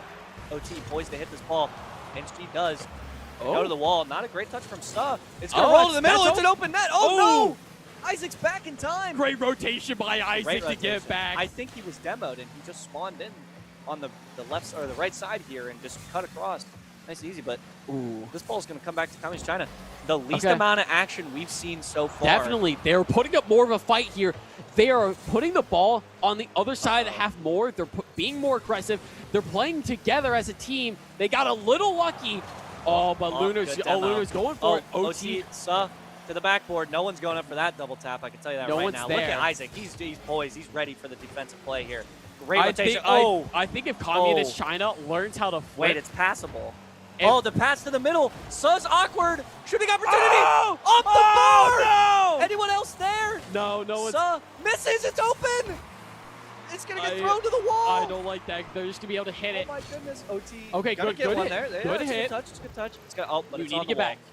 OT, you have to get back. No, that goal is free, and that goal is open right now. You I have thought to he was get going to back. hit that backwards. The wall. We bumped each other on the wall, and Isaac just got a is. free goal. Yep. That's unfortunate. The wall is the scariest thing for these newcomers, and you do not know to get off of it. Dunk. And just like a firework, they explode right in front of the goal. Hey. 1-0 Peasler. You got to give Communist China, they made it half of the game without They conceding. did. They are playing a lot better right now, and I think they have a chance to potentially win this match. You got to get some offense going. 100%. You got to learn how to flip. Oh, 100%. Communist China, this ball's back in their corner. Isaac looking like he's having his way. Good demo from Jen there. But she's going to set up to her own middle. Bang. That might be the fastest goal we'll see in this match. 73 miles an hour. He absolutely rockets this ball. 73 is not slow. No, that's a great hit right there. Oh my goodness. That's how you want to hit the ball. That's how you want to hit the ball every time. Every time. Quality shots on net are going to be what wins for these low-ranked players. And these low-scoring games. Exactly. If you're constantly throwing the ball on net, they're forced to make saves. They're forced to use boost. And then eventually you can kind of hammer one in. And especially if they can't get up, they can't put a hand up. No. And you hit it above. Lunar is just bullying people, man. I mean, he went, oh, you want the ball? You want the ball here? No. No, Adam, you don't get it. It's mine. I'm going to put it in your net, too. And just like that, we had to say anything. They've given up Team Communist China has given up 3 goals in 30 seconds. Exactly. Not even. We thought it was close. Oh, there's another no. one. There's another one. 4-0. They're running away with it. I don't think even a second got off the clock. No. Yeah. It was at what? 2-4? 2-0-4? Okay, 2-4. So like a second goal. Yeah. A second goal. Yeah. And Communist China a lot of work to do here in 2 minutes. Very doable, especially in lobbies like these. You know, A couple can roll in. A couple off the wall. The thing about Rocket League at the level like this is that things can go so incredibly wrong for one team that this is recoverable. A goal then leads to a kickoff goal, which leads to a lucky bounce, and then before you know it, you're down 1. Like a little bit more boost control here from Adam would have been a good play. He would have actually gotten around behind it, you know. But they put something have towards the net. to. Oh, this could be in. It's at the post. Oh my God! In the corner. It's up. Slam it He's in. got to hit it once. No, you got to dang. OT. There it is. There's the goal that we were talking about. fire. One goal could lead to a kickoff goal. Could lead to a lot of things here. They're not out of it yet, but this is a massive comeback. They would actually need to just pull it to a game 4. You need a goal every 30 seconds here for Communist China. The easiest way to do it is on kickoff, as they're going to win it. But Isaac was there. Maybe put up a challenge. If you full boost into that and hit it on net, you're going to have a good chance at scoring a goal there. Especially if you put it in the air. Exactly. It's harder for these low-ranked players to get a hand up, to get up, stop the ball. So that makes the top of the net the most dangerous part. OT. Oh, good touch there from Isaac. Lunar looking to get the demo here and maybe relieve some pressure from his side, but it's going to get sent the other way. This ball is up in the air. It's bouncing. It's towards the net. It's scary. That's a post we've just ran into. Doing. Yeah, pretty much. Isaac's going to put it in the air again. This Communist China team. Oh, that's right in front of the net. Isaac. Aerial Isaac. Oh. Come on, get up. What a save! OT trying to do it all for this Communist China team. Oh, great bump by Lunar. Adam's going to get demoed for his attempt. Listen, Isaac and Saw have been the scores. I think the MVP of this team has been Lunar. Oh, yeah. The way he's opened up the playing field, his bumps, his demos have been so good. So we got quick chats coming in the top left corner. Do you think quick chats are going to be utilized? Swa will do it against you, probably. Yeah, probably. If Swa were playing me, he would 100% Oh, would. 1,000%. But, yeah, I don't have to worry about that. So, nope. I don't know. Maybe. We'll see. We'll see what people do. What I want to see is you stand up during your game. If you score on Swa, I want to see you on your feet. I will try. We'll see. Because that's... I believe first, I got to score. You will score, trust me. Swa, as good as he is, isn't going to keep the ball out of his net for 3 straight games. That's just not going to happen. As this game is going to tick down. Communist China looking for maybe a consolation goal, but it's not going to happen. That's going to do it. Communist China is going to finish in 5th, at least for the 3v3s for Rocket League. Team Peaceler dominant 3-0 sweep performance. Aaron, what do you think they could take out of this into a game against me to maybe give them a chance of scoring? Maybe I'm going to say the way you win this is Lunar demos the absolute heck out of you. Oh, yeah, 100%. Lunar is a pain in your butt. And yeah, you cannot, he will not let you play the game. 100%. If he learns to just corner, demo, I fear that's not going to happen. That's not going to happen. If you learn somehow, then sure. But this was ultimately decided because Team Peaceler was just the better team. Oh, yeah, 100%. They were the better team. And it's unfortunate that the Communist China now has this 5th. You really are banking on your 2s teams to go far. 100%. You have a good chance to go far. If you win your matchup against Peaceler, you go against your 2s with a possible chance. Mm-hmm. And I think if you're Team Peaceler, you definitely throw your best 2 on 2s. Mm-hmm. You beat them and you're in the finals. You get a 2nd, maybe even a 1st place. Maybe you upset me or Spa. Yeah. And it's definitely possible. But that's it for us here. It was a quick 3-0. Yeah. We got to go play now. We got to go play now. We're going to be heading to, I think, the most exciting matchup of the day. Probably. I think this is what I'm excited for. This is what you are excited for. It's me versus Swa. It's the second and third highest playing against each other. Winner to the finals, losers to the 3rd place match. Hopefully the other sides can pick each other up, but we'll be back in a little bit. We're going to take a short, be right back, get some new casters in. We'll see you in a minute. Don't go anywhere. More Rocket League coming at you soon.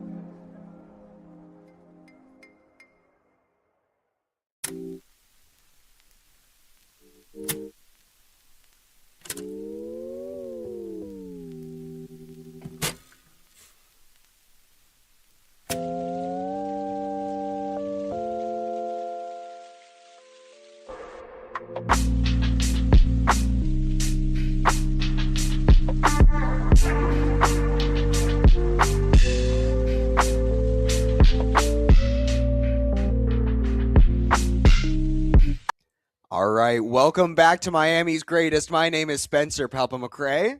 My name is Nehal, Shikari Patel. I'm And not welcome- Reach 42 this time. What? No, Reach 42. I miss him already. I do too. And we are here for some Rocket League 2s. I believe the semifinals match. I believe so. Yeah. Just before finals. I'm really excited to get into this. Yeah. On team, not big backs.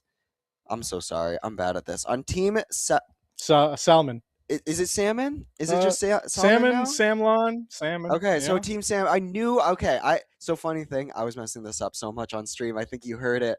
I was calling him Salmon the entire time, but his tag is Samlon. Yeah. And now they've called their team Salmon. Team Salmon, yeah. So we have Team Salmon with Swa and Azon versus Team Big Back.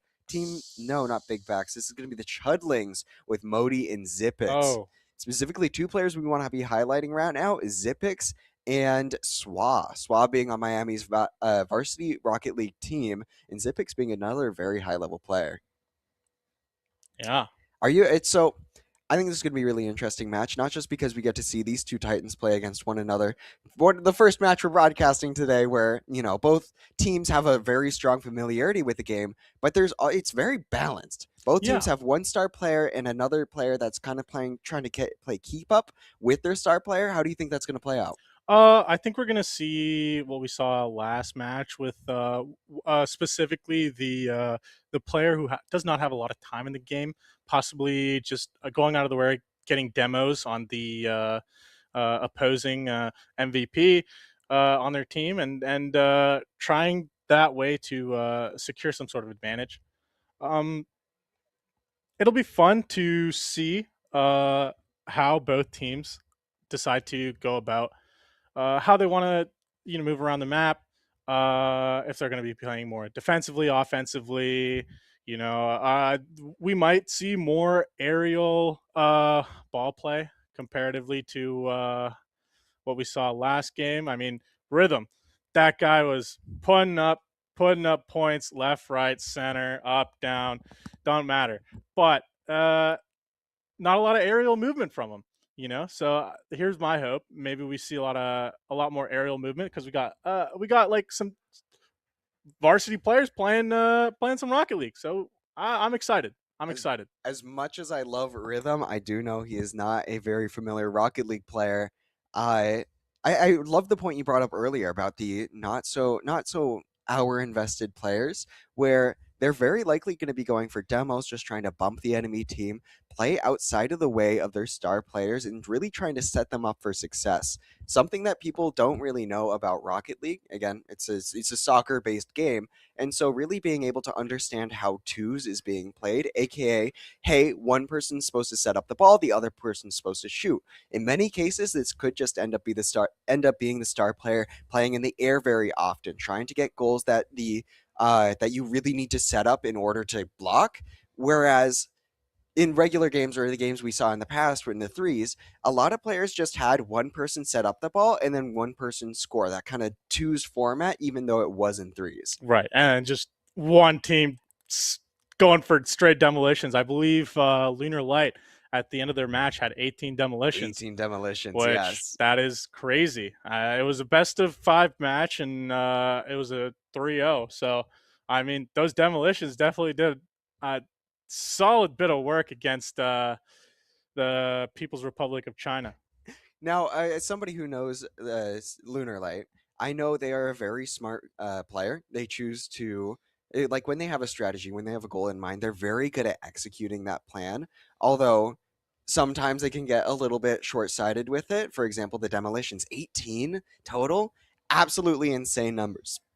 Really making sure to focus on, playing their role inside of this game, whereas the rest of the team can play. One can play the setup, and the other can play the shooter.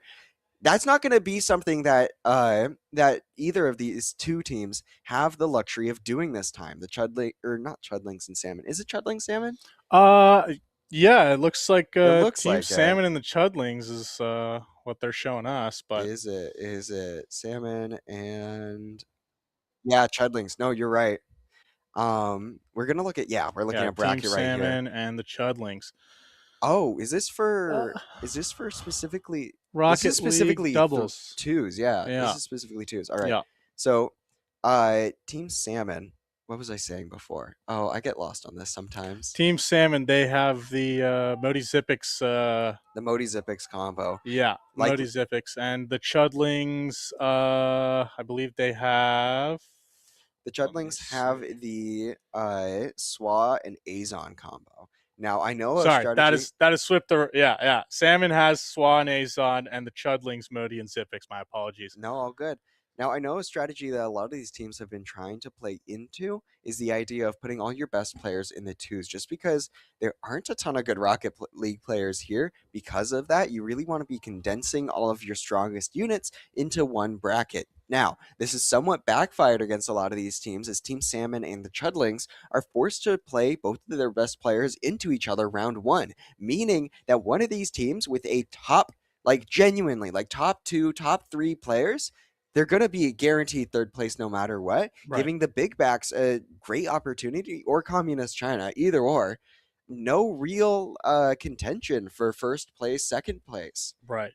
And it's a very interesting situation where, because everyone's decided to try and play a little bit tricky, try and mix up their options, they've really given the big backs and AJ an easy, secured victory in the threes bracket. Right. I mean, AJ is playing in the threes bracket, which means he is going to have non-Rocket League players in the twos, so they might not do as well. But most of the better, more experienced players being in the twos, that's where the fun's going to be. Yeah. I mean, it'll be a scrappy endeavor for both Team Salmon, the Chudlings, the Big Backs, and Communist China.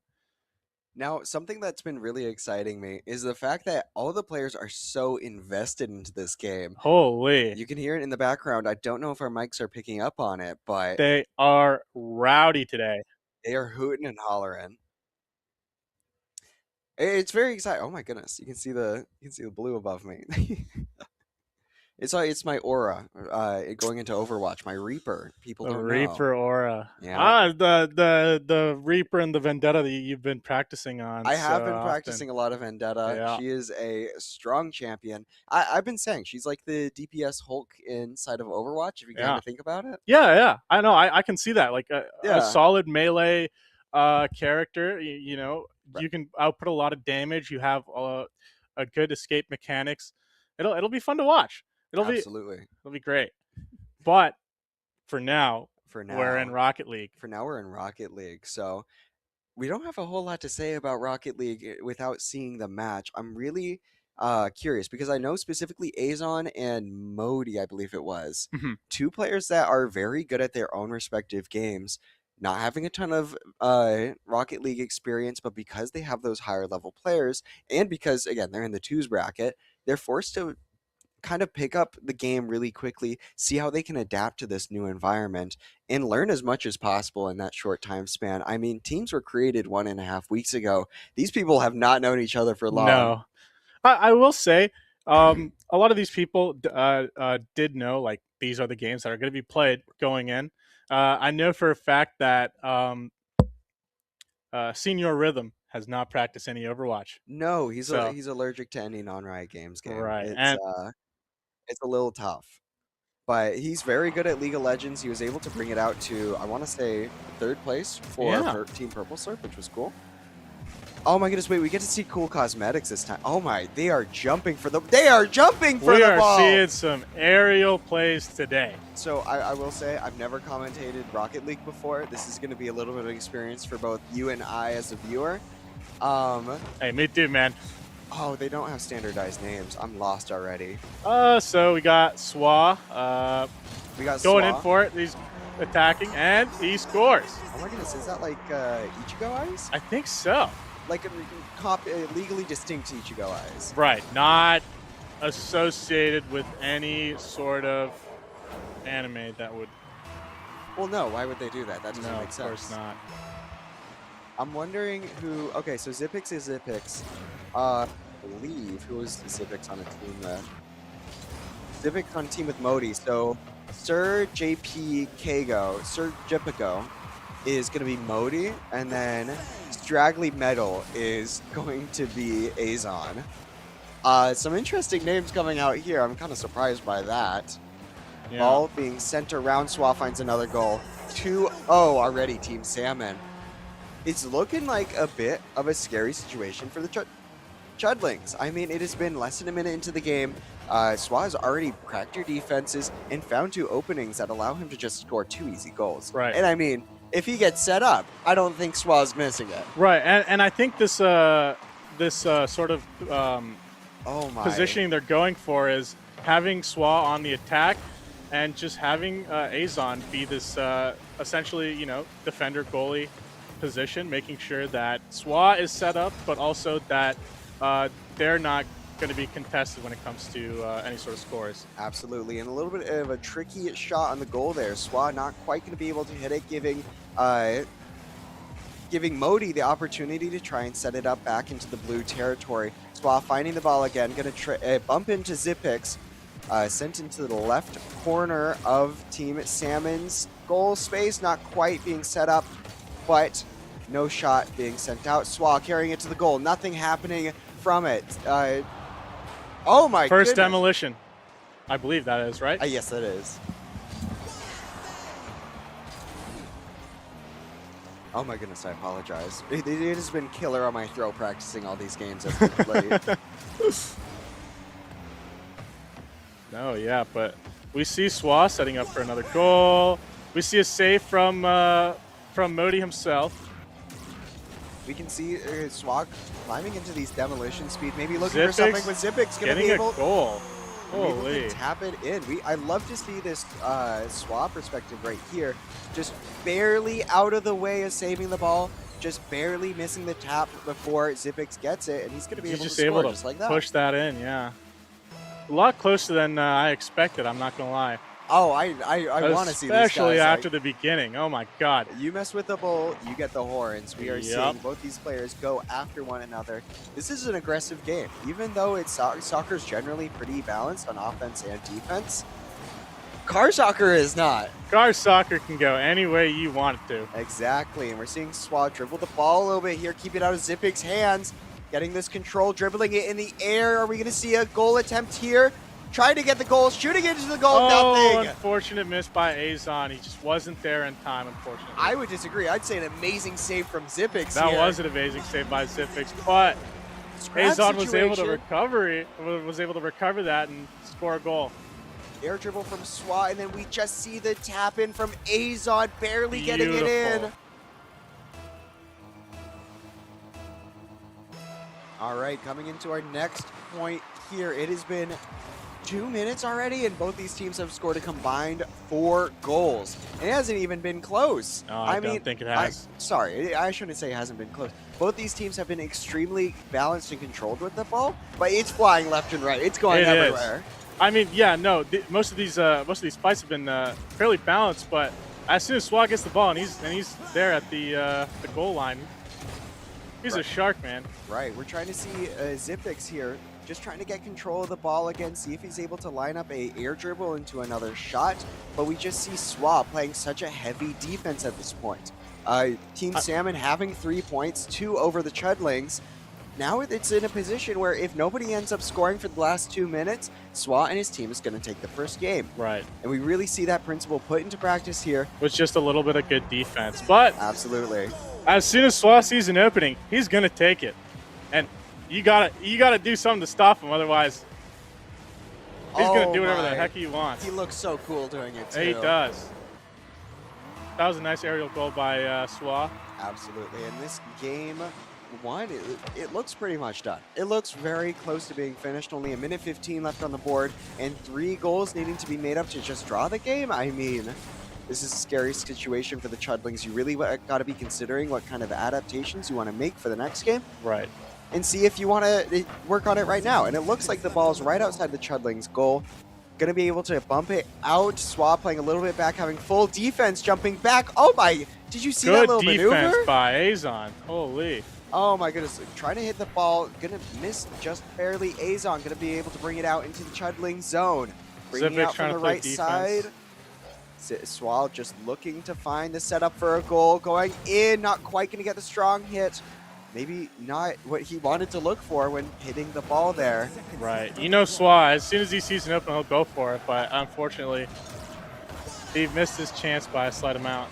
Zipix just barely missing the correct angle on the ball. Gonna be hitting it straight up rather than down and in. Being sent to the other side. And we see our first Azon goal, or second. Actually, I think it's third. Third? It might actually be third goal by Azon himself. I believe that the previous 2 goals were a heavy assist by Swa, yeah. No, I'm not sure. I'm not sure. Regardless, that's another team point. That's another point for Team Salmon. Yeah. With 10 seconds left on the board, I mean, how are you going to make up that 4-point deficit? Oh, and Swa just saves it. He's going, we're not having any of that. Swa's not having It's game 2. It's close. game 2. So I do want to bring up here, for people who may not know about Rocket League, who have not played Rocket League before in this kind of high stakes, stressful situation, the time never ends until the ball hits the ground. And so what a lot of these high-level Rocket League players will do is they'll air dribble the ball for a very long time, force the opponent to get in the air with them to try and block it, and just try and get a score as early as possible, because you get extra time if you start another match. Right. Or if you start another kickoff, I think it's called. I apologize. I believe so, yeah. I mean, that's a good way to go about it, but they were in a 4-point deficit. That move can only do so much for you. Absolutely, but hey, I mean, Zipic's been getting a lot of shots on goal. The biggest problem is he hasn't been setting himself up properly in those angles that would get the score. I mean, we saw it twice at the very end there when Swa was just barely able to get in because he was a little bit too in the right side of the goal. We saw it in the shot just right before that, where Zipix was trying to shoot it just on the very left side of the goal, shot it a little bit too high, and got hit it off the rail. Unfortunately, yeah, it just wasn't able to go in for him. As we saw there in the statistics. Just as we saw in the statistics, it is game 2. Yeah. Team Salmon up. Oh, instant demo by Swa. We're going to be seeing who was demoed. It was, I believe, Modi. Got you. Oh my, that's such a crazy shot too. And as soon as Modi comes back, Swa's already in the goal line. He's not letting that go. Recognizing the position of both the defenders as not being opportune for them, deciding to go for an air dribble from the center of the stage, insane. He's just a shark in blood-infested waters right now. Absolutely. Now Swa going for the kickoff here, gonna reflect it off of the top. Zipix gonna look for a clear goal, nothing being found. Azon gonna be able to reflect it back. We're gonna see Zipix set up the ball, put it into the mid-center space, but we're seeing Swa, he's so fast right now. He's just able to get to wherever the ball is in a moment's notice. Great air tap from him, still on his side, looking to defend it. There Good save.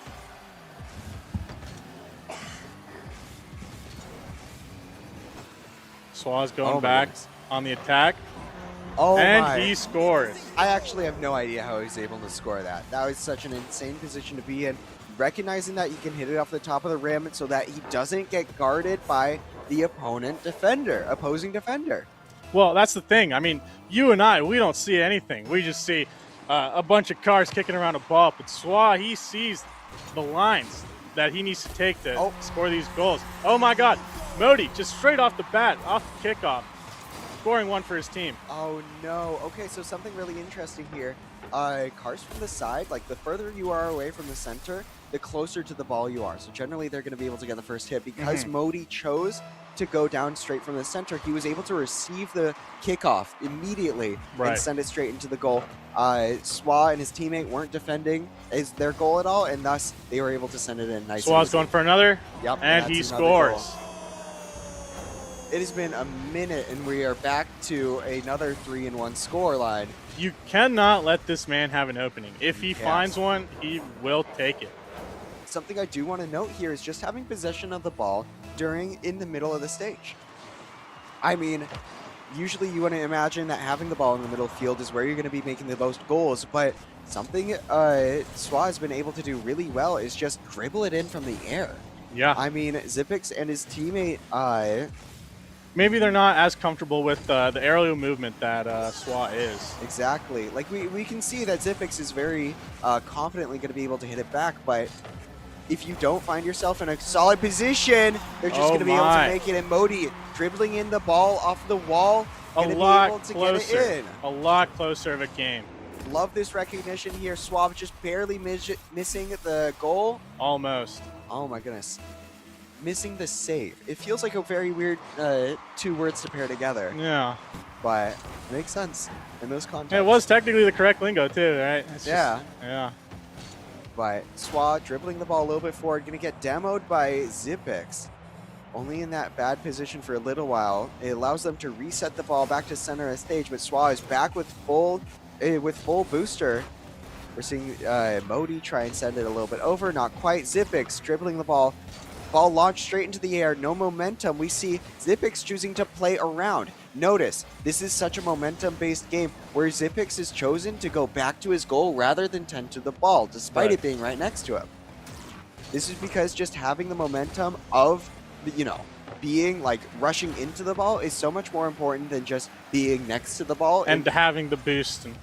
Right, because you can't, well, I'm sure you can. These players are insane.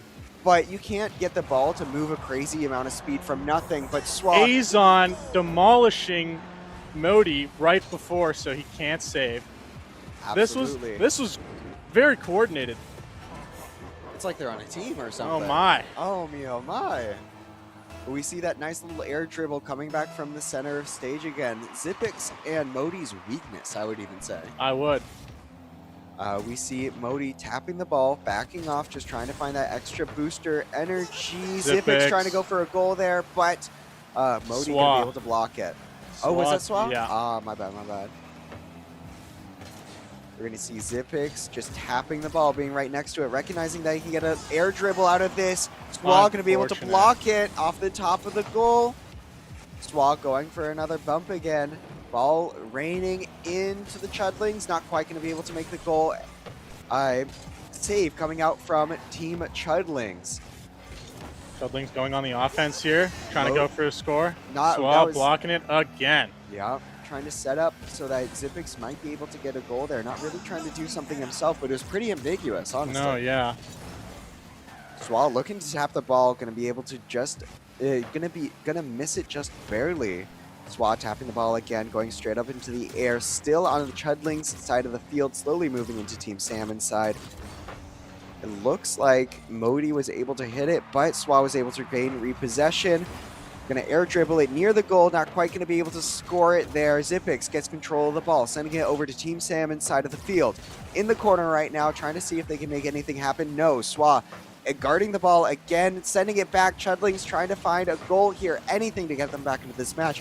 1 minute, 10 seconds left on the board. It is 4-2. Team Salmon's not letting up. Not at all. I like that little bit of drift movement right there. It looks like Swa's going to get another air dribble here. Is he going to be able to make the goal off the back of the board? Swa makes another goal. It's just destined. It's destined to be. It is destiny, and it is Swa's world, and you're just living in it. We are. I mean, this man sees all. He's taking over. Awesome. Coming into this next match, we see a nice little even kickoff here. It's going to be slight favor towards the Chudlings in order of ball possession. Zipix bouncing it off the backboard, but we're going to see Azon reflect it back. Lickety split. Azon looking to find something where he can set it up a little bit better for Swa. Not going to happen. Swa getting the ball taken away from his dribble. Azon setting up the ball into the corner, getting reflected back by Modi. Now we see Modi try and set up the ball again. Corner, a shot lined up. Zipic's not quite going to be able to hit it, just a bit too late on the touch. Swab back in possession of the ball, in the air with it, correcting himself, and still getting the ball over to Chudling's goal. Nothing happening quite yet. Almost. Modi looking for the shot, going to be able to get a demo. Oh my goodness, ball just going back to Team Sam inside of the field. Swa almost in possession of it. I wouldn't even say now. Nobody in possession of the ball. We're wondering who's going to be able to touch it next. Zipic's looking to make a goal here. Hasn't touched the ground yet. Swa looking to let it touch. And we have our winners for Oh my game goodness. It's very, I love the back and forth between these two, even though Swad's able to find a lot of these mid-range goals where he's able to send the ball in using a little bit of an air dribble. Neither Zipix nor Modi are able to put themselves in a position to properly defend against it. And even when they do, Swa's teammate of Azon is able to just demo one of the defenders and play from there. We saw a lot more demolitions just within this one game. It was really amazing to see that the coordination immediately right afterwards, right? Azon would get a demolition on Zipix, and Swa would immediately run with the ball, and that'd be it. Yeah, I do want to point out the big backs for Rocket League 2's absolutely sweeping Communist China. 3-0. It looks like it being on AJ's team might have its perks, even if you aren't originally a Rocket League player. Yeah, just the aura. It oozes over. I'm sure he trained them. Let's be honest. I'm sure he trained them. Yeah. But Communist China going to be into the third place bracket with the loser of this game. Very likely going to be the Chudlings, if we're being honest. A very dominant performance we're seeing from Team Salmon, but they could always bring it back. I mean, as we've been saying, a few small adaptations with the choice of defending the goal and maybe just the way they approach trying to score. We see Swa choosing to go for the ball a lot during center stage and making so much mileage out of these air dribbles. Even if he doesn't score the ball, he's able to set it up in a position where Modi is possibly able to follow up on him. Right. It just hasn't been their game so far. Maybe they were able to bring it back on this one. Here's to hoping. Here's to hoping. Now we see Zipix just running around, seeing if he can find an angle where he could possibly try and either set up the ball for Modi or just set up the ball for himself and score. Modi getting demoed by Swa. Swa finding the opportunity. Zipix finding a great way of setting up the ball for his teammate, but not quite, just because, again, the teammate was demoed. Swa recognizing that situation. That was his answer. I mean, Rocket League is a game where you can be so flexible. It's hard to recognize as someone who may not have as much experience as these two players, but there's always multiple answers for every problem that the opponent is suggesting. Now Zipix with a great save from the shot that Swa presented. Right. I think this is the longest first point we've had so far. Right. Which is insane to say since it's only been 30 seconds into the game. And there we go. And Swa. there it is. First Swa point already. Take it back. 1 minute into the game, he is able to find that goal. A little bit of an air dribble into it. Back off the backboard. A Swa classic. He's just too good. He sees the opening and he goes. You know, I swear this guy got wings the way he's flying around. He has to have. Someone get this guy a Red Bull sponsor. Yeah. Somebody. Going off the backboard again. We're looking at Azon, try and see if he can set anything up here. Looking a little bit tough. Modi going to be able to get repossession of the ball. Swa air dribbling, looking to just go straight into the goal from what I can tell. Losing control a bit. Ball jumping in, nothing happening. Zipix defending that well. Going to be able to prevent the goal here. We're seeing Swa in high speed mode. I actually don't know the term for that. Doesn't matter. Setting up the ball. Going to be able to score for himself. He is a one-man army. He's unstoppable. Called Supersonic. Thank you, Prod. Supersonic. All right. Yeah, Swa going into Supersonic there. Swa. Being able to get the booster energy in his side of spawn and then just bringing it back around, setting it up for himself, just that quick. Something so important that people may not recognize from just seeing this gameplay because all the players are moving so fast. If you don't know how to move fast and comfortably with your ball. Oh my God, Zipix just set that up for himself. Straight goal. Absolutely. Seeing what seeing what Azon was able to do for himself, Xyp9x copies that strategy, is able to just put himself on the board. Now this is the potential last game for the Chudlings. If they end up losing this one, they will go in contention for 3rd place, and then Team Salmon will go on into the final part of bracket, fighting for 1st. But if they are able to win this game, then it will be the other way around. The Chudlings not having possession of the ball. Swat air dribbling it in. Xyp9x going to be able to do a great defend there, but it doesn't matter. Azon was prepared, shooting from the middle of the stage, doing a cheeky little backflip. He was set up. He was fully set up. A perfect setup. Xyp9x, unfortunately, sending the ball straight into the center of the stage, where Azon was just ready to shoot back. Yeah. And we see Modi wasn't ready for the shot because he was prepared to try and defend against Swat's goal. Oh, it's absolutely beautiful. Now we see Azon trying to get a little bit of a bump here, seeing if he's able to put it into the Chudlings' side of the field. Swat sending it in. Looks like he's going for another shot here off the backboard. Not quite going to put himself in a position. Azon looking to bump it back. Nothing happening yet. Swat going to be on full booster. Looking up to defend against this goal. Oh my goodness. Sending it back. Azon. Oh my goodness, there's so much happening right now. It's tough to keep up with the speed of this game. Swat's got the ball back in his court of the side of the court. Being a little cheeky with it, trying to bait out a bump from the other team. Xyp9x going to have a free reign of the goal. With Modi just tapping that in for him. Good assist on Xyp9x there. Good setup. And Modi, he's recognizing, right? Hey, you know, the ball, it's going to be in the perfect position for me. I got to go. Absolutely, especially with all those players playing a little bit slower near the corner that time. Yeah. It was a very interesting position to be watching because if you have that eye for recognition, you know that somebody's going to try and score a goal there. Oh my goodness, getting defended by Xyp9x. Ball not going in. This is what the Chudlings needed. Ball flying over towards the Chudlings side of the board. We're going to see Azon try and score. Miss the ball. It's a spaghetti situation. Swat's going to be able to find that solid hit, but it's not going to go in. Oh my goodness, Xyp9x just barely saving from a light tap-in coming from Azon. Ball flying around center stage at the moment. Swat trying to prevent anything from going to his side of the field. We got a minute 30 left on the game. It's a very close one this time, too. A lot of action. We got Xyp9x going in. Oh. Xyp9x trying to go in, set of the ball here. We're seeing Modi try and get a shot, but no, Swat going to be able to find a shot first. Xyp9x going to be able to defend against it. Swat backing off. Maybe looking for a bit more booster energy here. Going to be on low right now. We're going to see Modi trying to shoot a shot on goal. Xyp9x. Swat without any booster is not going to be able to defend against it. 3-3. This is what the Chudlings need in order to be back into this game. This is game point right here. Well, only a minute left on the board. I don't think we'll see another goal. A second goal after this one. Sorry. I get what you're saying. All of these goals have been extremely long or extremely short. So if you're betting on something happening soon, I might be betting on Swat if that's the case. Looking for a goal, going to be defended by Xyp9x. Swat backing off, choosing to go for a bit more energy, seeing the shot on his goal.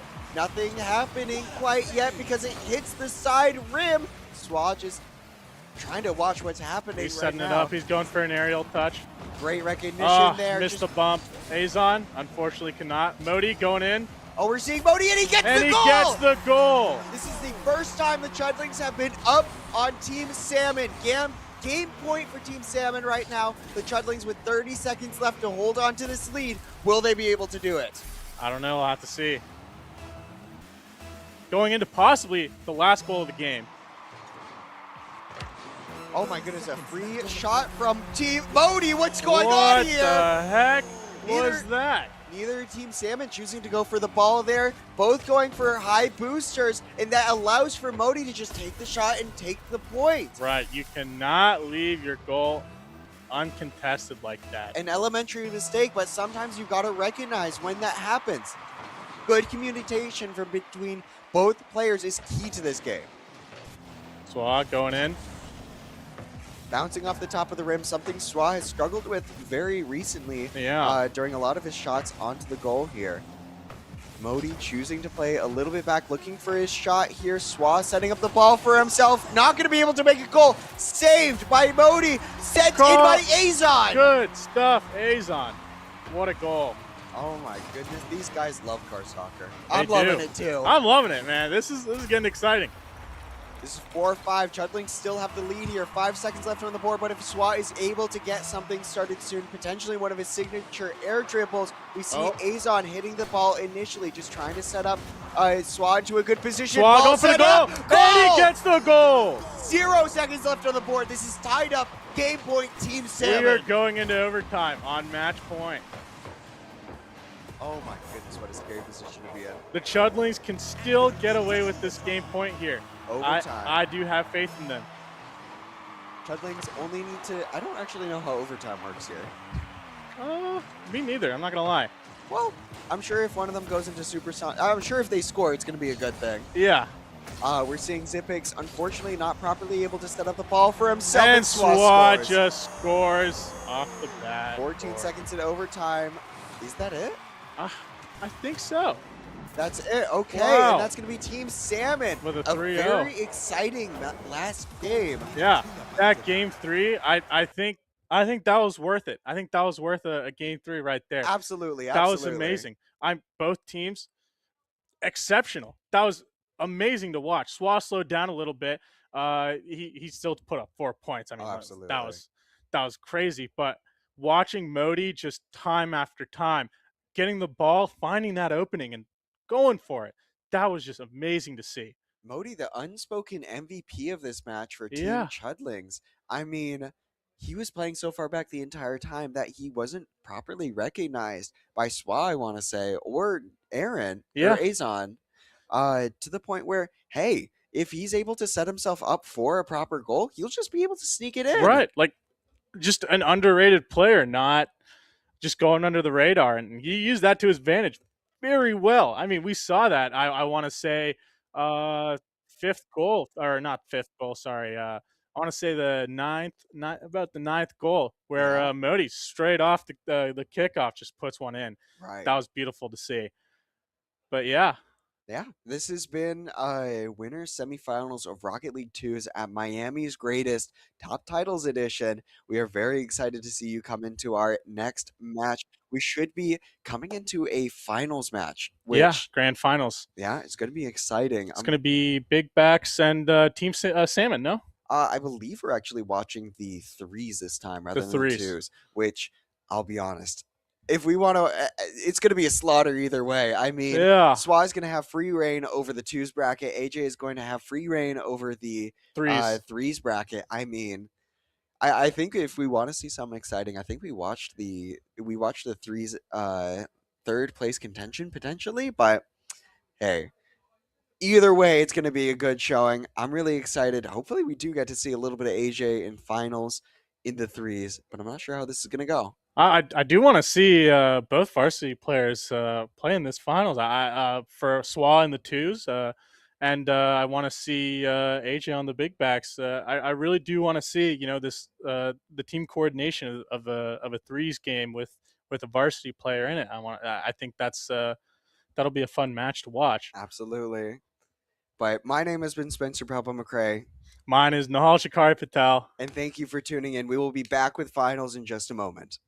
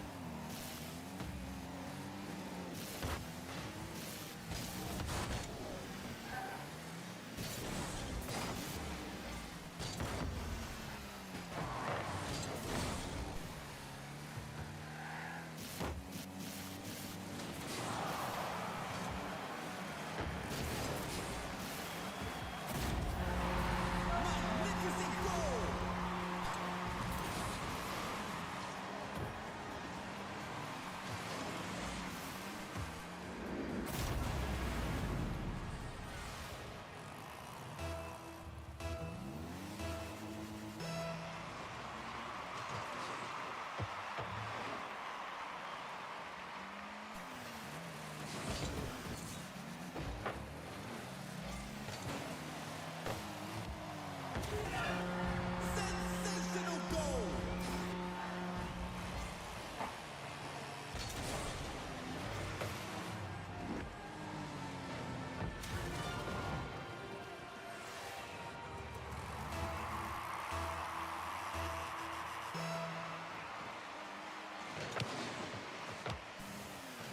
A lovely header!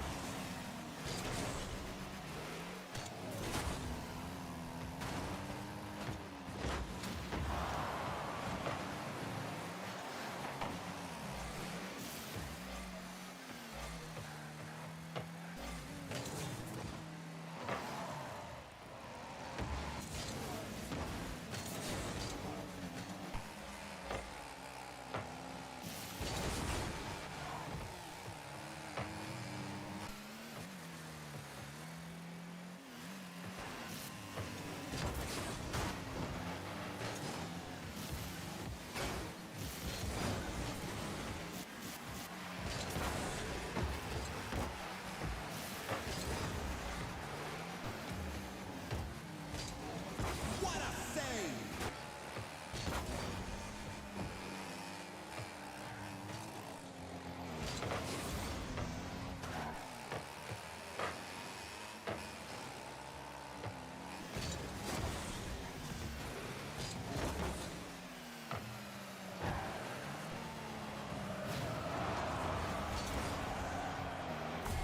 Absolutely magnificent goal!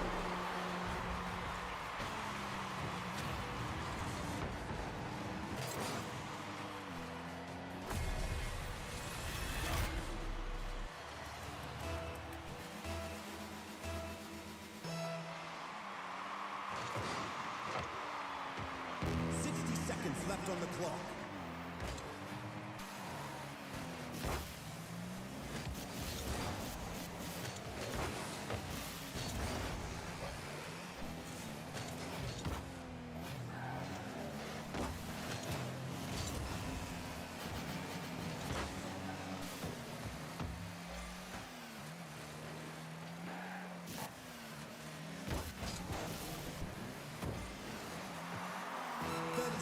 Left on the clock.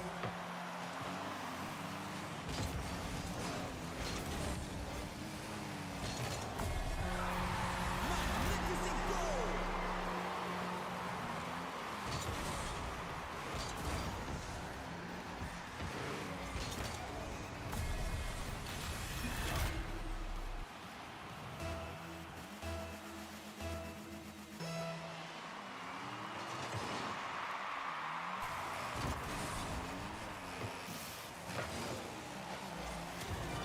Sensational goal!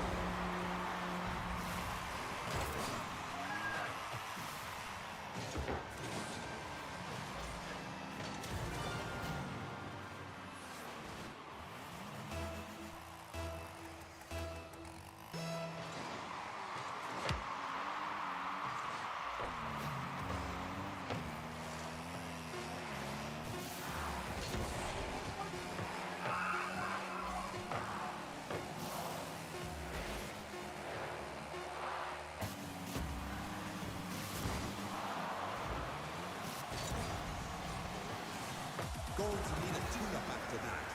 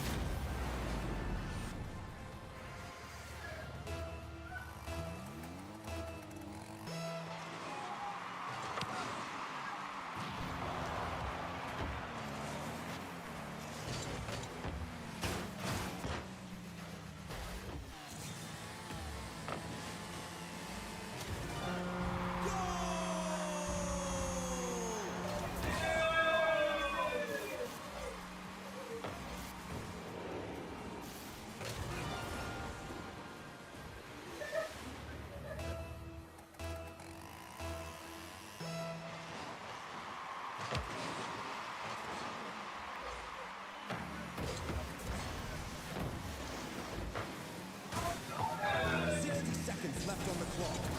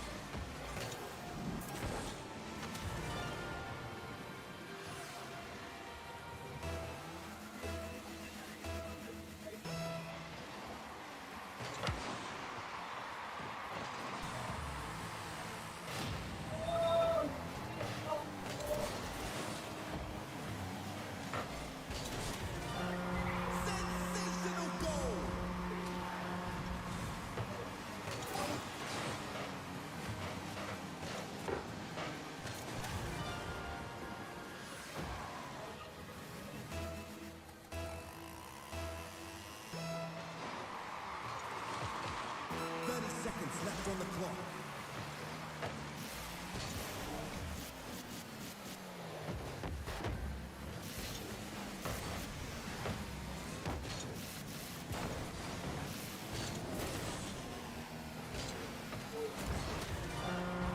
Magnificent goal!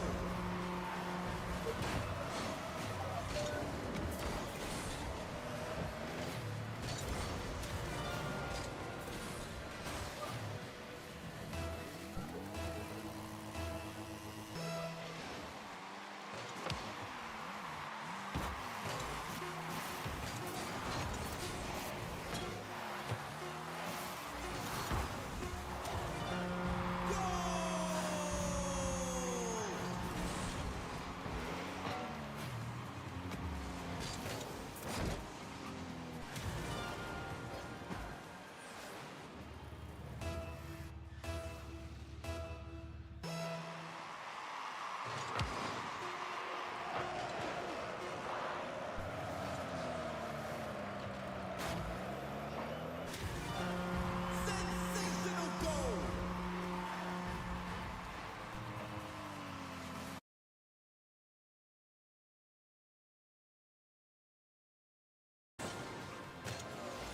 Going to need a tune-up after that.